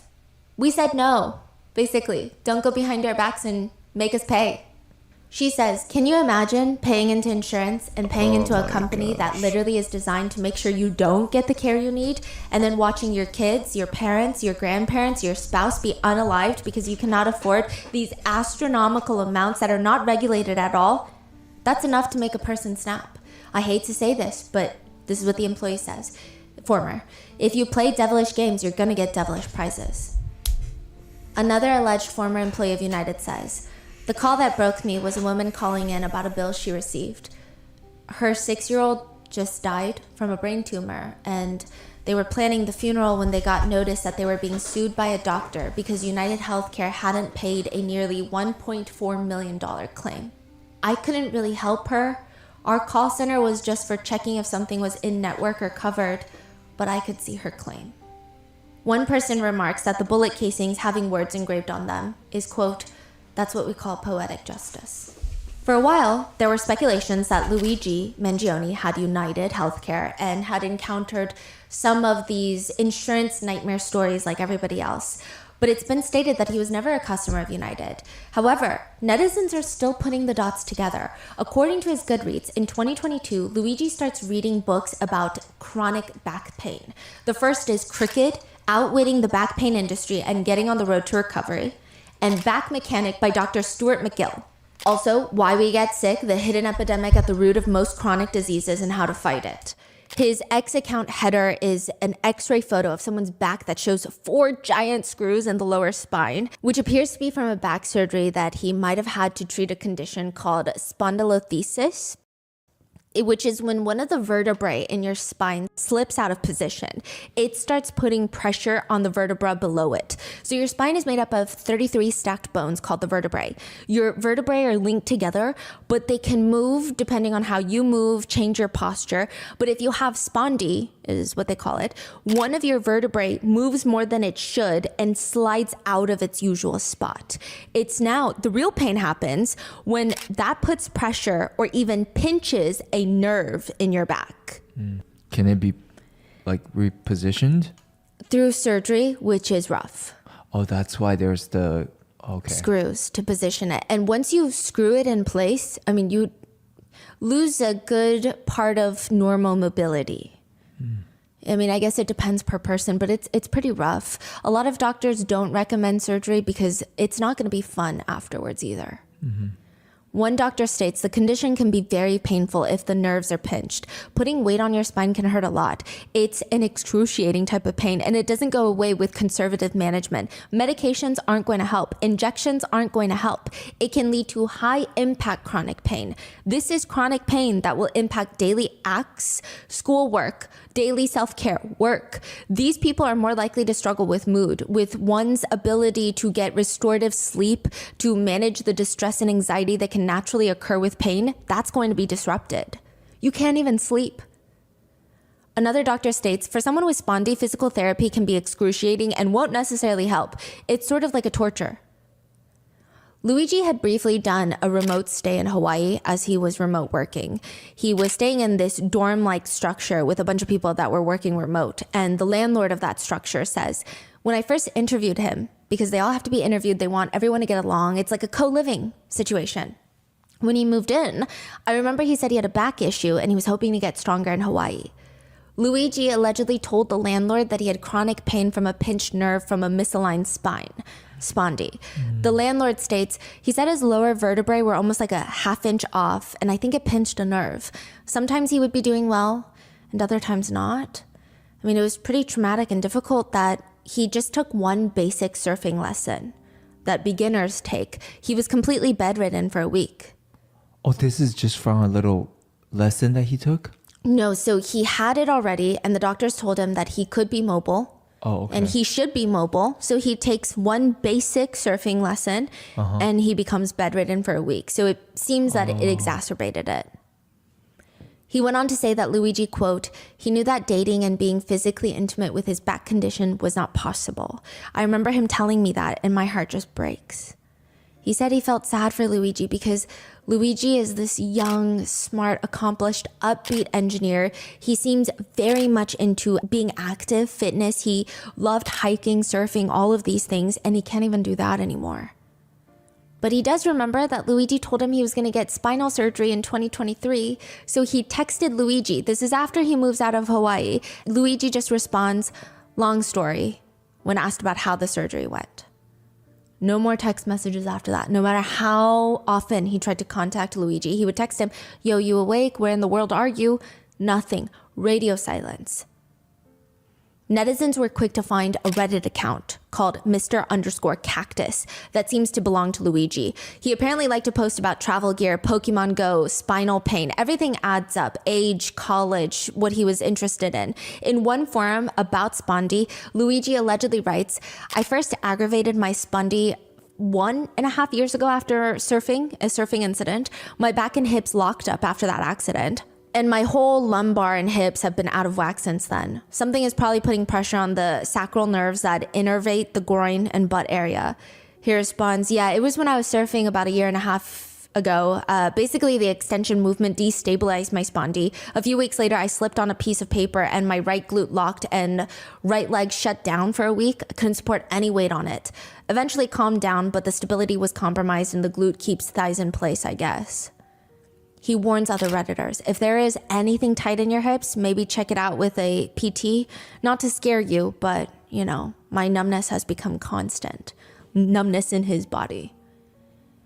Wow. In another comment, he explains how he wants to get surgery because, I mean, likely he's in a lot of pain and cannot even be mobile. When there's a Redditor talking about how their surgeon won't operate on their back, he comments, keep trying different surgeons. If your back is broken and it's unlivable, age has nothing to do with it. Good surgeons understand this and will operate you based on your symptoms and anatomy.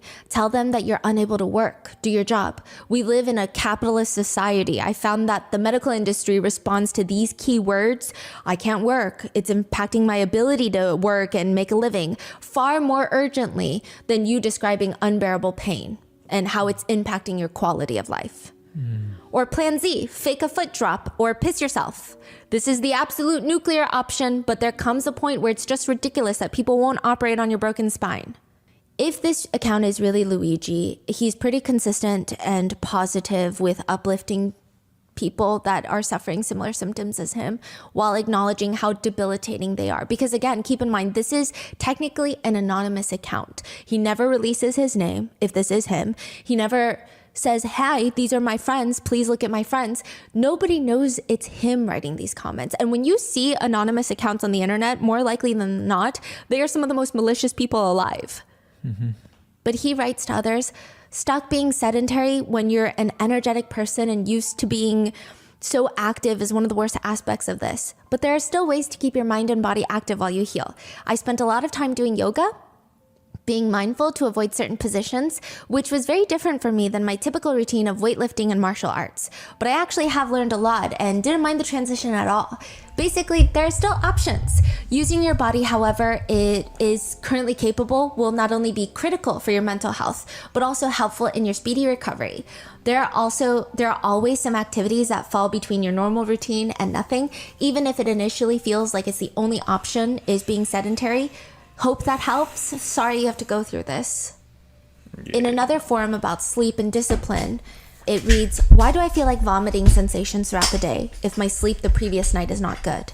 Luigi allegedly comments, "This has been happening to me since high school. I'm currently in college. Any night I would sleep less than 6 hours, which is a conscious choice, not unexpected poor sleep. I would feel nauseous. Is that unusual? I thought it was normal, to be honest." This is where it gets very interesting. A lot of people with chronic back pain have commented that it's not just your physical that declines. When the pain is so bad, you lose cognitive focus. It's not like you can lay in bed and still have a whole wonderful world in your mind, or be able to be on the internet and be a part of society in some way. Mm-hmm. He comments on a post about brain fog, and he writes, "Significant cognitive decline. Any thoughts?" That's what the original poster writes. Luigi allegedly responds, "I have been experiencing symptoms of brain fog since I was 15. I'm also a very critical, logical thinker like yourself. My symptoms were very minor at first and I was able to excel in high school, but the symptoms worsened exponentially last year after my fraternity's very tame Hell Week. I simply wasn't able to recover from a week of disturbed sleep.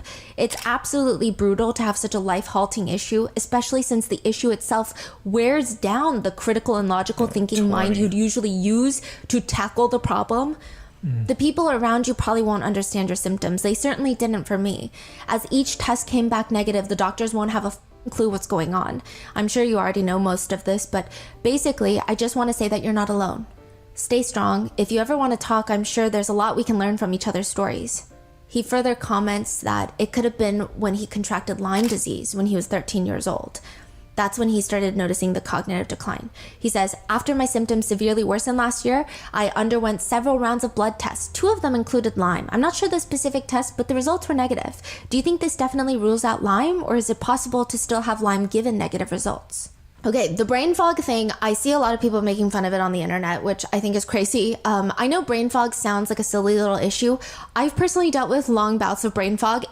You don't even recognize yourself. You want to pull out your hair. It impacts even the way that you see yourself, your whole identity, self-identity even. It was quite unexpected and unusually painful. He writes, "Working through the brain fog to get my degree has certainly been tougher than anything I ever thought I could handle. Granted, I went from almost entirely A's at a tough school to just passing my classes and not understanding anything, putting in probably twice the amount of work. There were quite a few times that I considered dropping out, but ultimately I decided that dropping would be much worse. The days when I don't have any work seems to be the worst. Struggling to understand lectures and homework is difficult, but having the same level of difficulty when trying to watch YouTube or read an interesting book is even worse. I can't..." Ooh, okay, so it's a symptom of cognitive decline, which happens as we age. But it can also be due to cognitive impairment, which is usually the result of illness or injury.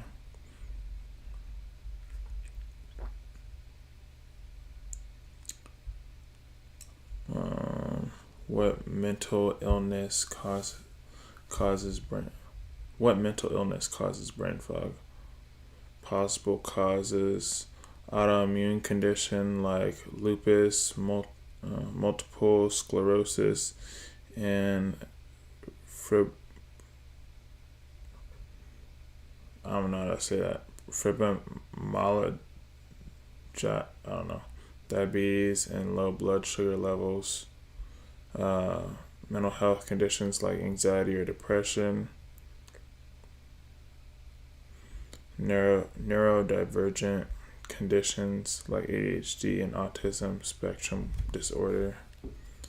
There's a lot.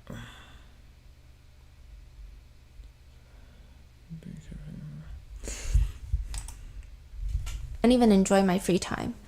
I think it's important to hold on to everything for as long as we can. Every year I've improved as a person, learning new things, meeting new people, etc. Last year I ceased to tackle anything new and simply held on to what I had built up over the years. Soon it might be impossible to even pass my classes. At that point, it seems like the no-knowledge lifestyle is the only option, as you say. I also used excuses for why my grades started tanking. I used to tell my friends that GPA doesn't matter much for computer science, so I don't care. By hiding the symptoms, though, I stopped myself from getting advice from them, which has definitely turned out to be helpful. He's saying it's embarrassing, but just tell your friends, don't make excuses, because they could help you. He says, at the same time, hiding your symptoms only makes it harder for people to believe you once you finally reveal it to them. Last year was when it all started. I used to play chess daily against my roommate. I used it as a metric to see how the brain fog was improving. Eventually, I just stopped, since I could never, ever remember any strategy. He would use the same moves against me day after day, and I just wouldn't remember them. So is this like a separate medical issue that he's having, or is it related to his spine? According to his alleged Reddit account, it could be from Lyme disease. Netizens have argued both. Those with Lyme say, yeah, that sounds exactly what I'm going through. But also people with chronic back pain say, this is exactly what I'm going through. And the fact that he could potentially have both could have made it exponentially worse. And then there's also, at the same time, no help.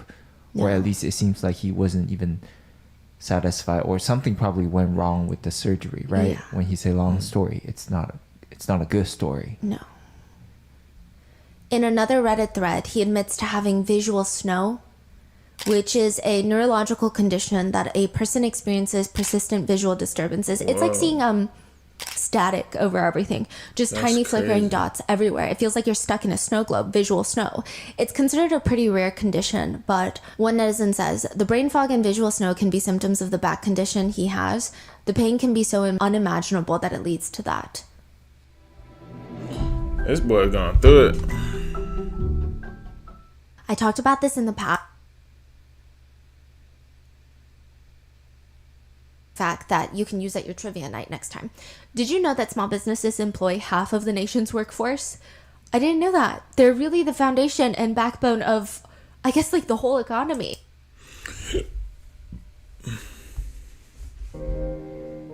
One netizen who claims they have the same condition as Luigi, they write, I would often end my days whimpering on the floor because I couldn't keep going that day. I almost passed out in an airport bathroom, then realized I had been peeing on my shoe. It's hard to think when you're in that much pain. If your brain starts to shut down from the pain, it can affect your vision and give you visual snow. But it seems like, according to the Reddit comments that he's allegedly leaving, he seems optimistic about getting this surgery that he allegedly had in 2023.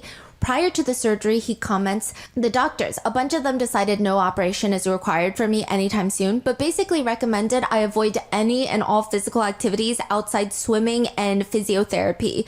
Bizarre yet common advice from sedentary people who don't live life to the fullest. In my opinion, if your spine is broken and unstable to the point where you can't run, do you want to be walking around with it? What are you going to do? Wait until you take a bad fall and the instability causes some real nerve damage and you need surgery?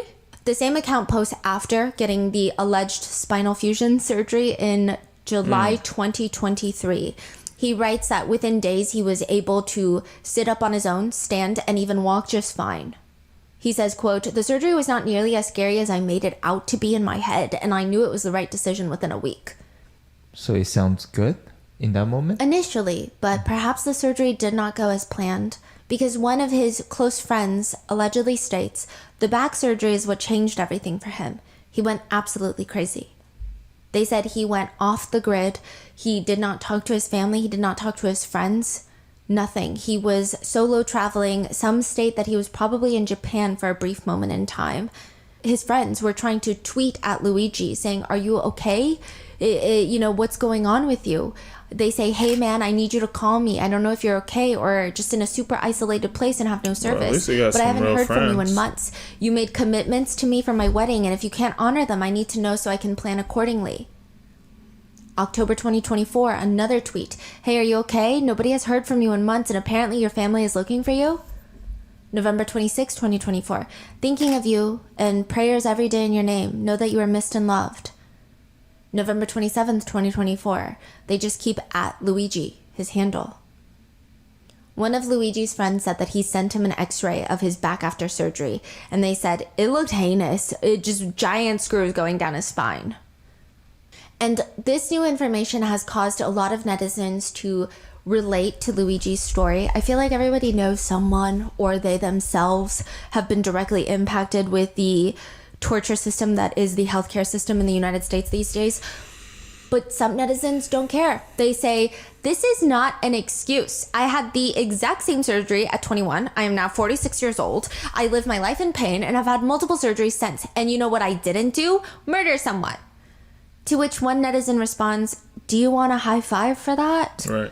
Others point out that we're all on the same side. Did you not just read what you posted? They write, "Sounds to me like you've suffered needlessly and terribly at the hands of private insurance companies. I don't think you should be so self-congratulatory about not killing someone over it. Most people, of course, would not have the gall to throw their life away like that. But he did." Others comment, "Chronic pain can send..." And of course, it's not like a round of applause for him murdering somebody, but for the person to be like, I've just suffered. That's it. But at least I'm a good enough person not to murder somebody. I'm just like, okay. Someone off the deep end. It eats up the brain, the soul. I mean, really, I have been there. Another comments, "When chronic pain is really bad, even just a week or two with no relief day in, day out, it's hard to even want to be alive. If his pain was that bad and he was in this state, I would imagine he decided to do something of consequence before he died. He could have been at the end of his rope," insinuating that he could have made the decision to self-exit by this point. Another writes, "My dad has spondy, and when it first started, he turned into a person I barely recognized. The pain became so intense, he became bitter and threatening and upset. I get this." And remember how previously other netizens were saying, "Well, he's a coward for shooting Brian Thompson in the back." Mm-hmm. Some netizens point out that perhaps Luigi wasn't cowardly when he shot Brian Thompson in the back. Stop it. They write, "Maybe it meant something." Regardless of Luigi's motive, Luigi has started what many netizens feel is a moment for class consciousness. I personally don't recall the last time so many netizens were united about something that is normally so divisive, right. Which brings into the equation, what are Luigi's political ideologies? There have been debates on whether or not Luigi swings left or right, which there seems to be differing opinions, or maybe he himself is confused. Or maybe he does consistently neutral. Repost on Twitter famous podcasters and authors who typically have a more right-leaning audience.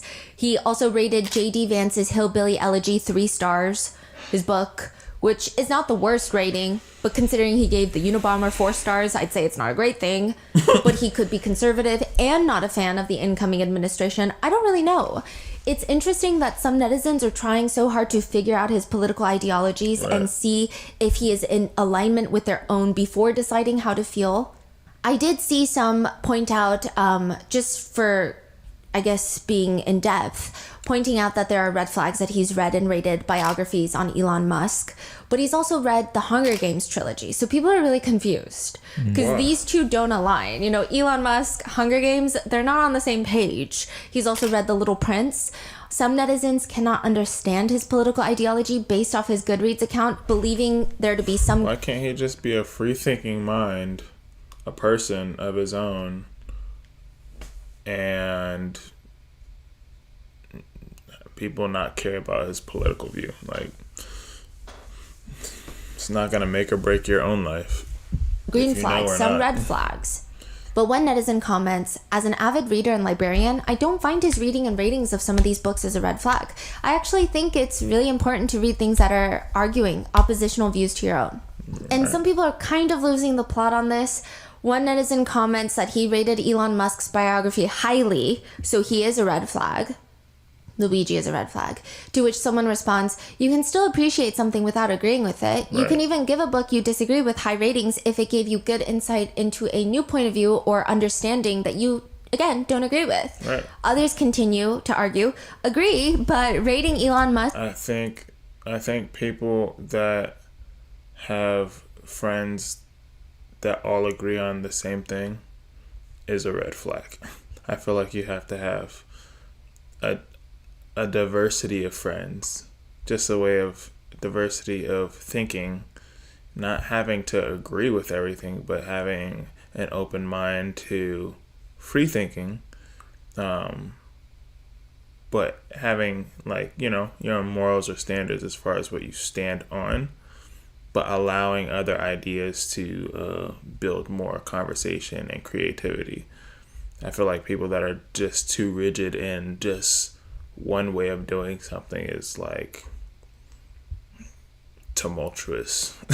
That's a walking black flag. Musk's 5 stars is a real red flag. He's wacky.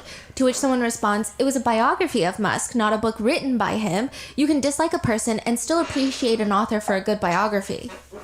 But then others point out that Luigi is very much into AI, so perhaps he is an Elon Musk fan. But some netizens also point out that he also seems to like Peter Thiel, and he has tweeted about him in recent years, which netizens don't like. Peter Thiel was a co-founder for PayPal. Interestingly, both Peter Thiel and Elon Musk are from the so-called dubbed PayPal mafia, which Elon Musk was fired from PayPal and replaced by Peter Thiel, so they're known to have a contentious love-hate relationship, but they both have very close ties to the incoming administration. Peter Thiel was allegedly the former mentor to JD Vance, the incoming VP. So their relationship is seemingly intertwined, and now people are calling into question, wait, whose side is Luigi on? But I will say, for this case, most netizens don't care.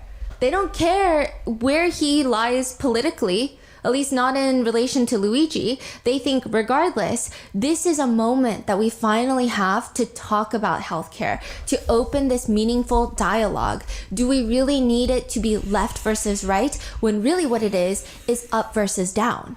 It's who's at the top and who's being denied coverage and dying at the bottom. That's what it is.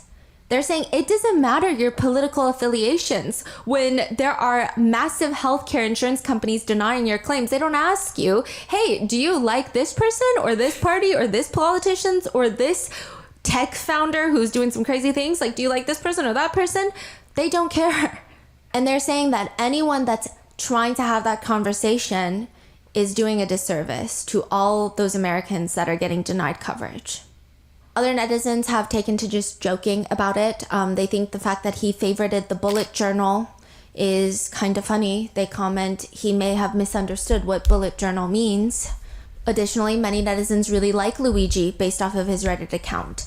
His other accounts have his name and likeness. So all of his friends and family, probably the administrators at UPenn, can see his LinkedIn, can see his Twitter, his Instagram if they really want. But his Reddit account was more or less anonymous, and the way that he speaks, comments, and interacts with netizens, there is not a single mean comment. Yeah, you can tell what kind of person he is. Yeah, they believe he's a decent guy. He would tell strangers on the internet, you'll do great, whatever you decide. We can't be afraid to live our own lives to the fullest. Of course, always feel free to DM me if you have any questions in the future. Sorry you're also a member of this shitty back club, but know that you'll be fine whatever you decide. This kind of reminds me of a saying, I think it was the Joker that said it to Batman, where the Joker was like, we're the same person, we just chose different paths or something. It correlated the same way. It's like they're the same person with the same crappy background, but we just chose different paths. And Batman, on the other hand, is like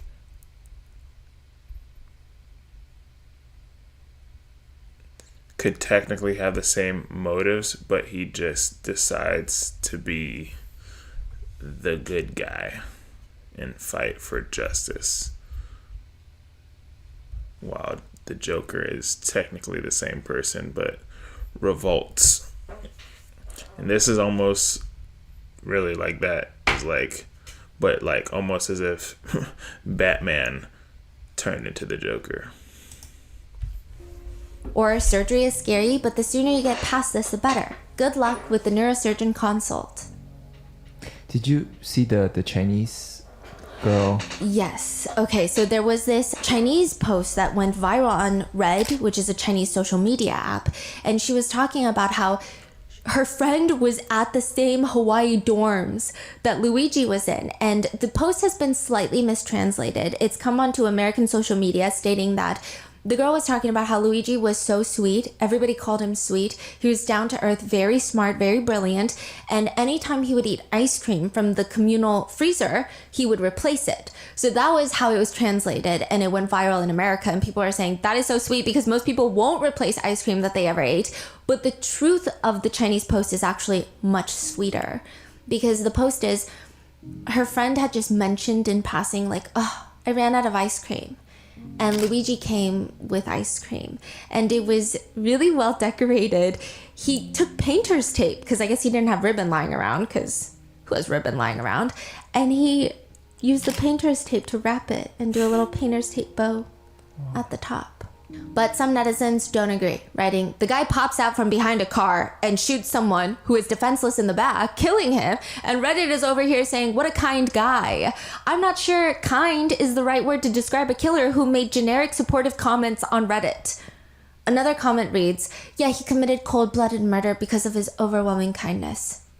But a lot more people are supporting Luigi. Even in the same facility that Luigi is being held in after his arrest. He's in Pennsylvania as of filming this. He's fighting the extradition to New York. If he goes to New York, he's going to be held at Rikers Island. But the inmates of that same compound, they're screaming out the window towards the reporters, Luigi's conditions suck. Free Luigi! Which one netizen comment reads, inmates shouting free Luigi and not free us should tell you everything about that man. But this interview by News Nation is actually quite fascinating. I've never seen an interview conducted in this manner. They told inmates, because the inmates were watching their show, so they told them to watch at a certain time. The inmates have TVs in their cells. They turn on the news and they can see Ashley, the host, talking. Then they have another reporter outside the prison and they can see him too, and he can see the inmates capturing all of this, and they're screaming out the window, responding to the questions being asked on TV. They're asked if their dinner was good, yes or no, and they scream, terrible, it was terrible, that's BS, because they release what the inmates eat every day, and they say, that's not what we're eating. Oh, like fake food, fake photos? Yeah. Oh my god. Like fake menus. The inmates later confide that they're getting punished for speaking with journalists. If they can hear me right now, to answer yes or no. Does Luigi have television in his single cell?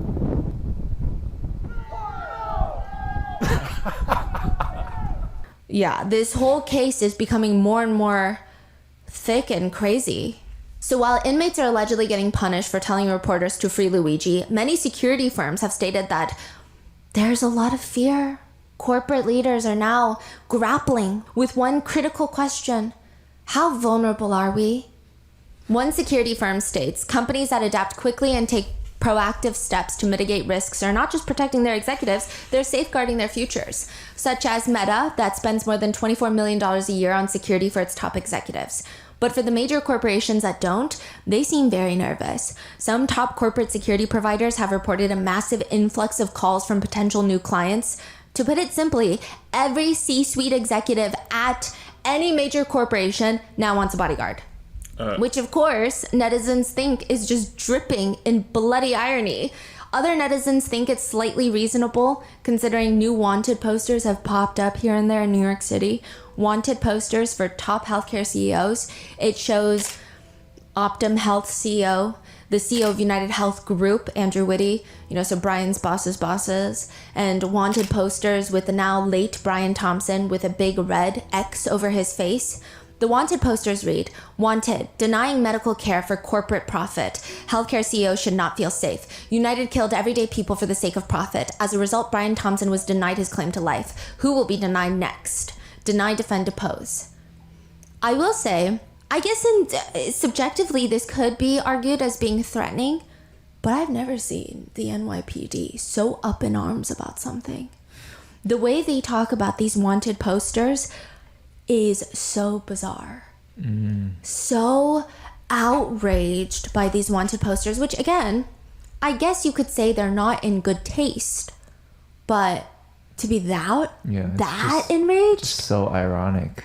So ironic. If your ex-boyfriend made a wanted poster with your face, a regular civilian on there, posted them all over New York City, you probably wouldn't even be able to get a restraining order. The NYPD would be like, well, did he kill you yet? Right. No. Did he commit a crime yet? No. Freedom of speech. Moving on next. Get out of our precinct. You could, which is crazy, because you could legitimately have death threats written to you and be able to track who sent a death threat to you. Like somebody gonna kill you, and they'd be like, we can't do anything. But you can plan a murder and or murder somebody. You won't be sentenced to as much time in jail if you just murdered somebody compared to you pre-planning a murder. You know what I mean? Like, but that only happens if there's an attempt or success, which is insane. Like, dog. What some people are saying, like they couldn't get them, like this ex-boyfriend's harassing me for years, and they wouldn't do anything. Nothing. And here they are just up in arms about these wanted posters. So again, I think they're just making the situation worse. Alongside that are pictures on social media that are circulating of the salaries of the 8 biggest health insurance CEOs, along with their names and pictures, which is not illegal, by the way. These are publicly traded companies. They are required to release, I think, at least their CEOs and I think like a handful of their top executives, along with their salaries. This is public information, but NYPD does not like it, stating this has the capability to inspire a variety of extremist and grievance-driven malicious actors to violence. It's clear the police are very upset, and the netizens have said, matter of fact, let's talk about you too then. The NYPD budget for 2024 is $6.3 billion of taxpayer money. They say, what are you doing? NYPD alone is $6.3 billion? NYPD. A year. 1 year. That's insane. Wow. Yeah, and now netizens are saying, what are you doing to solve regular everyday people's murders, huh? Do you send scuba divers into the lakes at Central Park? Because that's our first time seeing that. Netizens also feel the way NYPD acts like they took a dangerous criminal off the streets before he potentially harmed normal people like you and I is goofy. The officer that arrested Luigi in Pennsylvania, his name is ironically Officer Fry, and Luigi was arrested at McDonald's, so people think the plot keeps getting thicker. Stop it. He says, I can't say I was expecting it by any means, but it feels good to get a guy like... Arrested by Officer Fry. And the news interviewed a guy named McDonald at McDonald. Where's Mario if they got Luigi? That off the street, especially starting my career this way.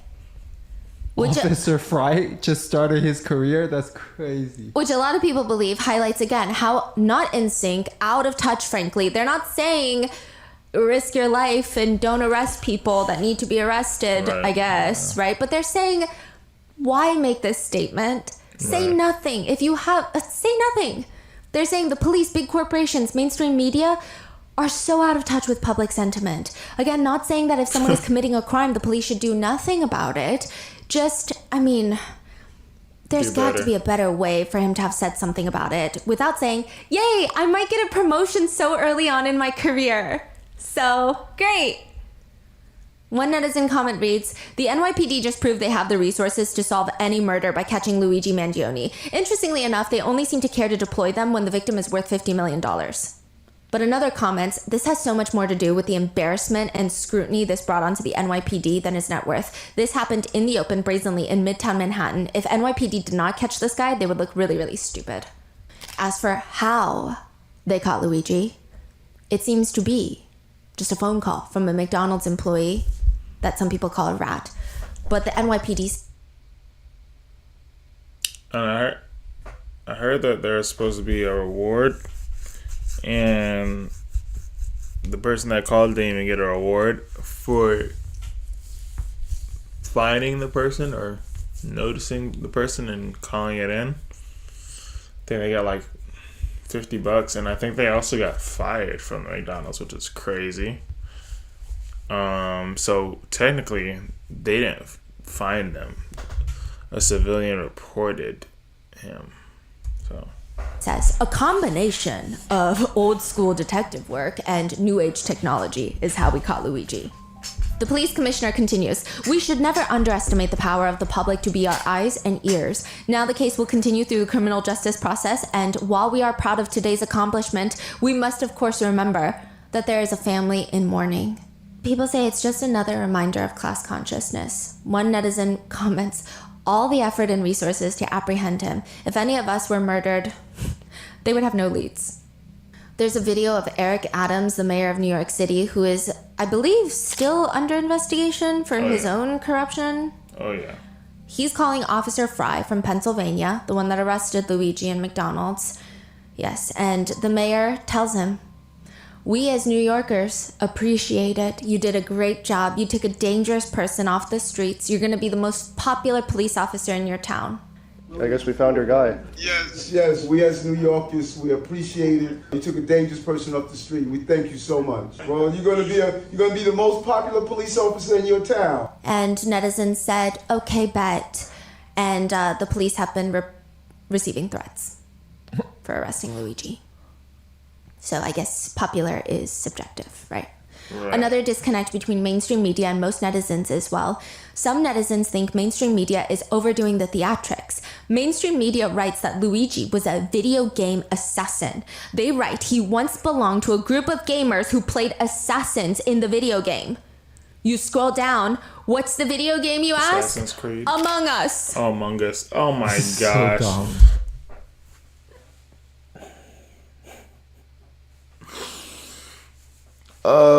That's a fun game, by the way. Among Us is super fun. So dumb. Yeah, I don't even know what to say. The McDonald's in which he has been arrested in has been flooded with one-star reviews. Some of them read, McDonald's has a very big rat problem. More like Narc-Donald's, like a narc. Deny, defend, oppose, diarrhea McDonald's.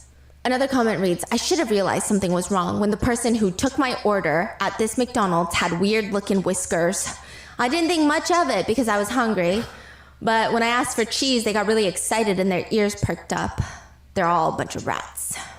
Review, Rat 1, Humanity 0. This McDonald's is officially the worst place on earth. I walked in for a McChicken and what did I get? A front row seat to a Rat Olympics floor routine. A little demon sprinted across the dining room like it had unpaid rent. Frickin' rat.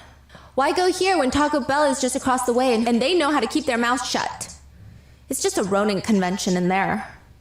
A lot of people are really upset because technically there is no legal duty to report someone. If you think you see someone that resembles the guy that the authorities are looking for, you have no legal duty to report them. I mean, to be fair, you can't hide them in your home and get away with it. But if you just see something, you don't have to report it. So they're wondering, why did the rat from McDonald's, they say rat from McDonald's, call and report Luigi? On top of that, they think it's because, the $60,000 reward? Well, guess what? The real news is they might not even get it.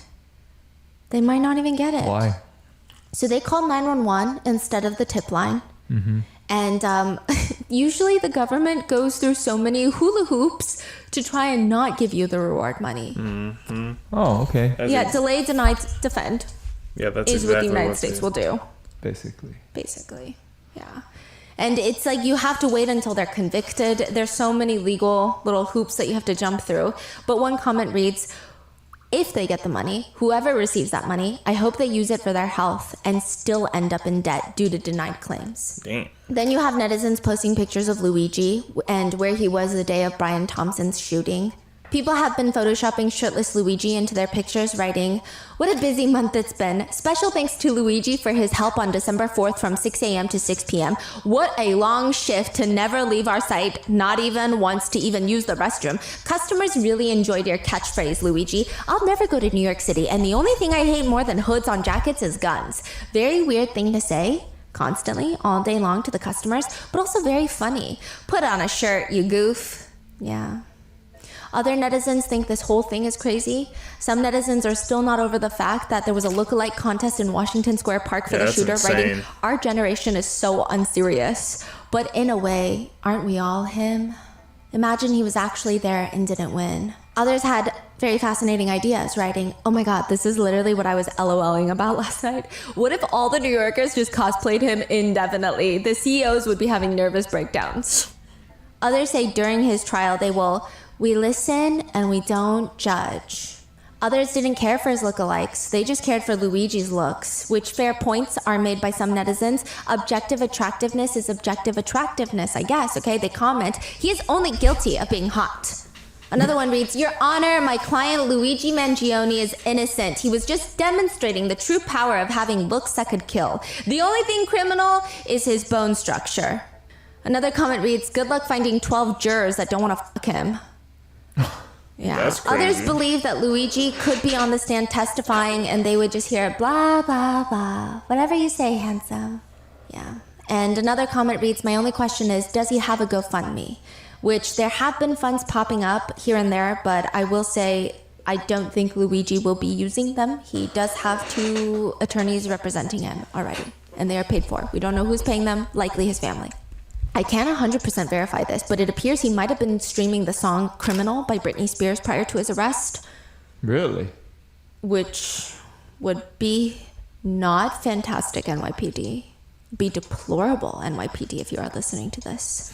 We should actually have a whole press conference about it. Right. Other netizens point out things they find ironic or funny about this case, which nothing is funny about this case, NYPD. But they write, "I think Luigi Mangione rating the Unabomber's manifesto a 4 out of 5 on Goodreads is so funny to me. It's like, yeah, that was pretty good, but like I could do better."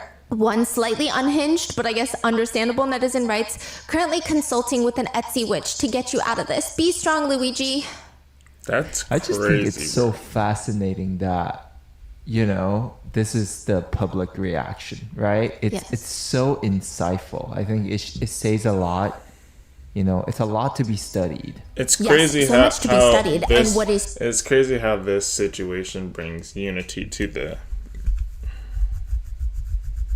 community. To be studied is the healthcare industry. So what's very fascinating and truly angering for a lot of people... Through United being the one... man. Is even with this debate, I will say the people making the memes and editing Luigi, it's definitely a smaller group of slightly more extreme, you know, people. I wouldn't even call them extreme, just funnier people, I guess, right? But the generic public is, I'm not going to be sad about it. I'm not going to be sad about Brian Thompson's murder. And we should have these conversations about healthcare. Now, mainstream media is just picking from these memes, posting them on their little TV channels and saying things like, you know, the system is broken. We can all agree on that. But murder is wrong. And they're so focused on the reaction of netizens that all they have to say about healthcare is the system is broken and we can all agree on that. Why don't you talk about how the system is broken? Right. Why don't you talk about anything else? Yeah. It's so goofy. No one believes you if you say stuff like that. Other netizens are just shocked and left rethinking their standing on this. They comment, okay, the CEO assassin is actually finer than I thought. Like, they could never make me hate him. So what now? Luigi has been charged with forgery, carrying a gun without a license, false identification to law enforcement authorities, and with tampering in Pennsylvania. Prosecutors have filed murder charges as well as other charges against him in Manhattan. He is fighting his extradition to New York City. Side note, there were a series of released mugshots of Luigi. One of them appears that he has urinated on himself. And some people were making fun of him, saying like, there's no way he's the CEO assassin when he peed himself when he got arrested. He's baby. But a lot of netizens who have dealt with chronic back pain and spondy and spinal fusion surgery, they say that for about 2 years, you cannot hold in your pee. And it's actually a really big part of chronic back pain that nobody talks about, because as an adult, you're expected to do certain things, and it really does break your own identity, and it is humiliating. When you feel like you have to pee, you can no longer hold it like any other adult. Wow. You have to use the restroom right now. You cannot hold your urine. And they believe that the police would not let him use the restroom, and he peed himself. And some netizens were actually pointing out, police have allegedly done this before, where if they really don't like a suspect, they'll try to get you to beg for things. They want to humiliate you. Yeah, if they have you in a cell. They might have tried to get Luigi to beg them to use the restroom, and he might have decided he'd rather urinate himself. I think it was you that pointed this out, because we were talking about it over. And sometimes they'll just have you sitting in there anyways. I mean, you're sitting in there anyways, but like they're gonna refuse everything, and I mean you're at their full control technically. So. And you're saying he does hold his chin up high in that specific photo. Yeah. So it might. That photo's like, you can tell his energy. Like, I'm not going to beg, and I'm not going to. So, again, we could be speculating and we could be wrong, but something to note. During Luigi's first court appearance, it's been reported that, quote, prosecutors tried to highlight the $10,000, the $8,000 in USD, the $2,000 in foreign currency that was found on him. Also, they said that he had a Faraday bag, which blocks electronic signals. The prosecutor suggests criminal sophistication with what was found on his body. Apparently, Luigi added during his first court hearing, this is when he didn't have an attorney, he said, I'd like to correct 2 things. First, I don't know where any of that money came from. I'm not sure if it was planted. And also, that bag is waterproof, so I don't know about criminal sophistication. Then during his next hearing, he's heard yelling while the cops slam him up against the wall. This is completely unjust and an insult to the intelligence of the American people and their lived experience. And completely out of touch, and it's an insult to the intelligence of the American people and their lived experience. Which has opened the door to more conversations about the mainstream media coverage versus social media coverage. Mainstream media reports this as a violent outburst. They're almost framing him as this... This is like some stuff of like the Joker. I ain't gonna say nothing, but people that decide to revolt against things and such, and more people doing things as such, would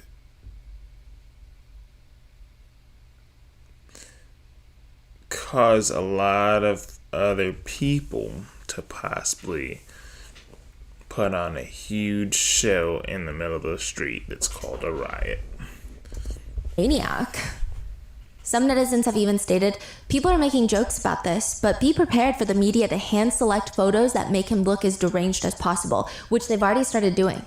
They have started using a screenshot of him screaming where it looks like he's almost snarling at people. Yeah. Mainstream media also has reported that, quote, thanks to the hero McDonald's worker, that a dangerous criminal is behind bars. Yeah, and they say this is the same mainstream media that believe McDonald's workers don't deserve a living wage. Suddenly they're heroes to them. Another mainstream media host actually wished Luigi to die in prison. He has been denied bond at his arraignment, and his family, Luigi's family, has made a statement saying, "Unfortunately, we cannot comment on news reports regarding Luigi Mangione. We only know what we have read in the media. Our family is shocked and devastated by Luigi's arrest. We offer our prayers to the family of Brian Thompson, and we ask people to pray for all involved. We are devastated by this news." In Pennsylvania, Luigi is represented by Tom Dickey, one of the few attorneys in Pennsylvania that's qualified to do death penalty cases. Not that this is a death penalty case as of right now. It wouldn't even be in Pennsylvania, but just to show he's a very qualified attorney. When asked if the so-called manifesto is enough evidence for the police, Luigi's attorney states, "I know you can't tell, but I'm 5'6". But I could write on a piece of paper that I'm 6'5" and all other kinds of stuff. Yeah. So he's saying you could write whatever you want on a piece of paper. How is that evidence? Oh, okay. Yeah. So a lot of people really like his attorney because the way he's just so blunt, for lack of a better words. Yeah. And he seems like he's having a good time with the media. As for evidence, he says he has seen no evidence against his client. He holds up both of his hands like he's trying to catch a ball. And he says, "Look, zoom in. This is all the evidence I've seen." You can look on this table, and here's all the evidence I have right here, guys. So zoom in, I suppose you want to it. Nothing.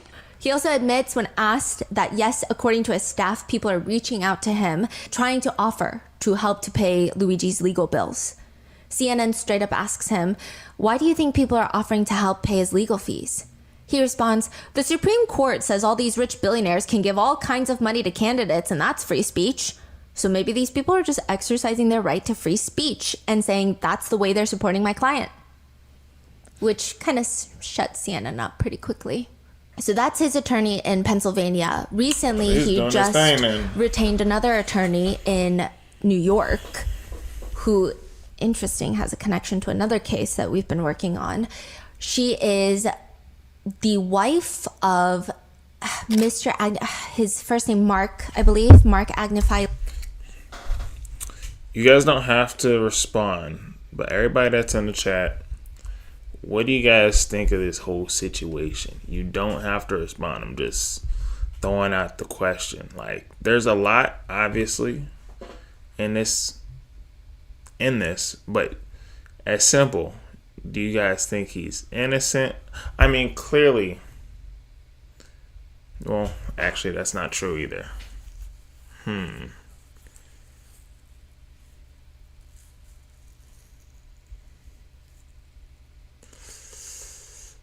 Because to say he's guilty, that means you have to have hard evidence that he is. I think that's still up in the air because there's no evidence. But I guess, how do you guys feel about this? Do you feel like the justice system is right by locking him up? Do you think that they're not fair about him not having bond? Do you like his lawyer? His lawyer's pretty cool. Not gonna lie. Halo, he's representing Diddy. And she's going to be representing Luigi Mangione. She is actually very well him. "Why do you think people are offering to help pay his legal fees?" He responds, "The Supreme Court says all these rich billionaires can give all kinds of money to candidates, and that's free speech. So maybe these people are just exercising their right to free speech and saying that's the way they're supporting my client." Which kind of shuts CNN up pretty quickly. So that's his attorney in Pennsylvania. Recently, he just retained another attorney in New York who, interesting, has a connection to another case that we've been working on. She is the wife of his first name Mark, I believe, Mark Agnifilo. He's representing Diddy. That's great. And she's going to be representing Luigi Mangione. She is actually very well established. She's the legal counsel for the Law and Order show. She's the consultant to make sure that everything makes sense in the legal world. She's done a lot of good work, and she will be representing Luigi now. High profile attorney. Very well connected, which is usually helpful. Now, Luigi's friends have come out of the woodworks to talk about him. Obviously, many people are speaking about his back surgery and the potential debilitating chronic pain he suffered from. But some people, most of them, are just talking about how nice he is. I haven't seen a single weird thing about Luigi yet. And they're all just surprised. They say even when we had conversations about capitalism and all these things, Luigi never seemed like someone who had an axe to grind. He was always very calm and chill. He was the leader of a lot of clubs. To which someone comments, in the club, we're all crying for Luigi. But one netizen comments, it's truly a testament to his character that even after becoming a suspect to a high-profile murder case, everyone that he knows and has interacted with has nothing but good things to say about him. And the crazy thing is, if you watch these interviews of mainstream media interviewing his friends, they're trying to trip the friends up, like asking, like, are you sure he didn't say anything crazy? Are you sure he never acted a certain way? All of them are so steadfast, like, no, he was like the sweetest guy ever. And then within 3 minutes, they end the segment because I guess it's not entertaining. They're not getting what they want, which is someone to hate Luigi. So I will leave you with the last remaining public sentiments I could find. Some people think that Luigi is evil, especially now that he has been arrested, his Goodreads account has been revealed, and all of these other things. And they write, great big round of applause for the law enforcement personnel who resolved this so quickly. Anyone who elevates this man as a hero is ignorant. Imagine a world where supposed vigilantes are heroes. You would be the next victim. Most netizens comment, sorry, I don't make enough to be the next victim. Or simply, why would I be the next victim? I'm not killing people by denying them insurance that they paid for. Another netizen states, those hailing him as a hero must confront the chilling reality. He took the life of an unarmed human being in cold blood with the victim's back turned, a deliberate and cowardly act. Other netizens are more focused on the potential hypocrisy of the incident, writing, you hate capitalism, yet you come from a wealthy family? Another person comments, nobody cares. He wasn't trying to stop World War III. He pulled a trigger premeditated on a man for financial reasons. We shouldn't give him a platform. There is no rightful advocating for violence. Fuck him. Another writes, he is no hero and he is not God and he doesn't get to decide who gets to live. To which someone comments, neither can insurance companies. Heart. They comment back, and that's your justification for murder? What the fuck is wrong with you? What this man did was very sad, and he literally just ruined his whole life, okay? He could have used his privilege to help so many other people, but he was at the end of his rope. Or it's turned into a conversation about women loving criminals. Which, to be fair, I think there is a genuine case of it being alarming and hazardous to society. Extremely. More so when people believe that they can change full-blown sadistic serial killers or think that a criminal is less guilty because he has badly done face tattoos. Yes, I do think it's alarming. However, I don't know if this is the most fitting case for that sentiment. But a bunch of men have taken upon themselves to say things like, oh, women love saying, I hate men because they're dangerous, but I love Luigi Mangione. Writing, Luigi Mangione has showed us the dark nature of females once again. Which is such an odd take when there is meaningful conversations to be had, but go off, Tiny King. They also write, these people, they need years of therapy. To which a lot of girly pops have responded in the comments. I mean, yeah, but they won't cover it, so here we are. One Reddit post has been getting a lot of traction this week. The title is, I'm disgusted to see how many people in America are okay with murder. And the body reads, I'm sorry, but I will never be okay with the killing of 60,000 Americans per year due to being uninsured or underinsured and not seeking medical care because of it. I will never be okay with American citizens committing self-exit due to being unable to pay medical bills. I will never be okay with the insurance industry in the US denying health insurance to sick and injured people because they want to maximize profits. Murder is wrong, that is all. To which the top comment is, murder is wrong, but if done through a corporation on a massive scale using tons of paperwork, well then, it's just a business, isn't it? But the general sentiment being, none of this has anything to do with Luigi or Brian Thompson. They write, I will be praying for the families of those who were denied services and suffered financial disaster, and those who lost loved ones because of needed services being denied. It's not about how attractive Luigi Mangione is. It's not about how awful the murder of Brian Thompson is. This is the true discourse we should be having. To which one netizen hesitantly responds, unfortunately, I don't think this guy is going to survive prison. I'm sure the elites want this guy permanently done.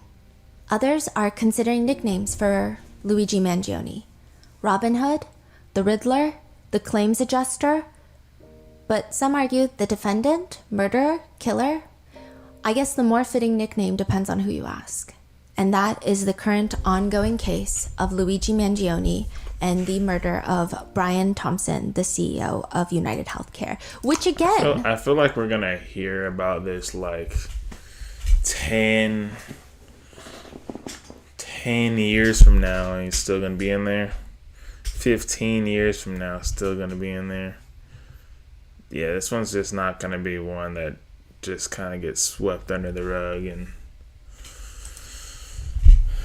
Luigi is innocent until proven guilty, just like anybody else in the system. But what are your thoughts on this case? You could sit there. Let me know in the comments, and please stay safe. Yeah.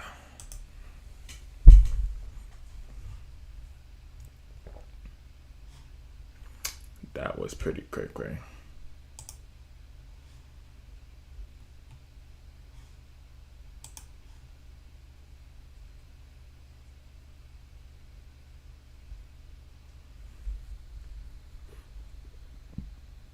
Oh man, I heard about this thing. The Abercrombie and Fitch guy.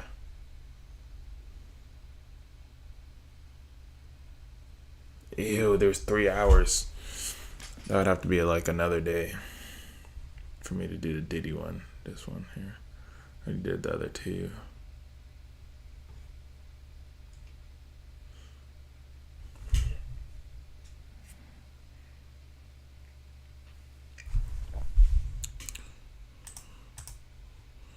Alright. 'Tis my time for today. I appreciate everybody that stopped by, showed me love, and kept me company while live streaming. I will be back on very soon. Definitely within the week. And hopefully before Christmas. So if not, tomorrow's Monday? Probably Monday will be tomorrow will probably be the best because Christmas is literally this week. So Merry Christmas if I don't see you then. Appreciate everybody. Love everybody. See you guys soon. Peace.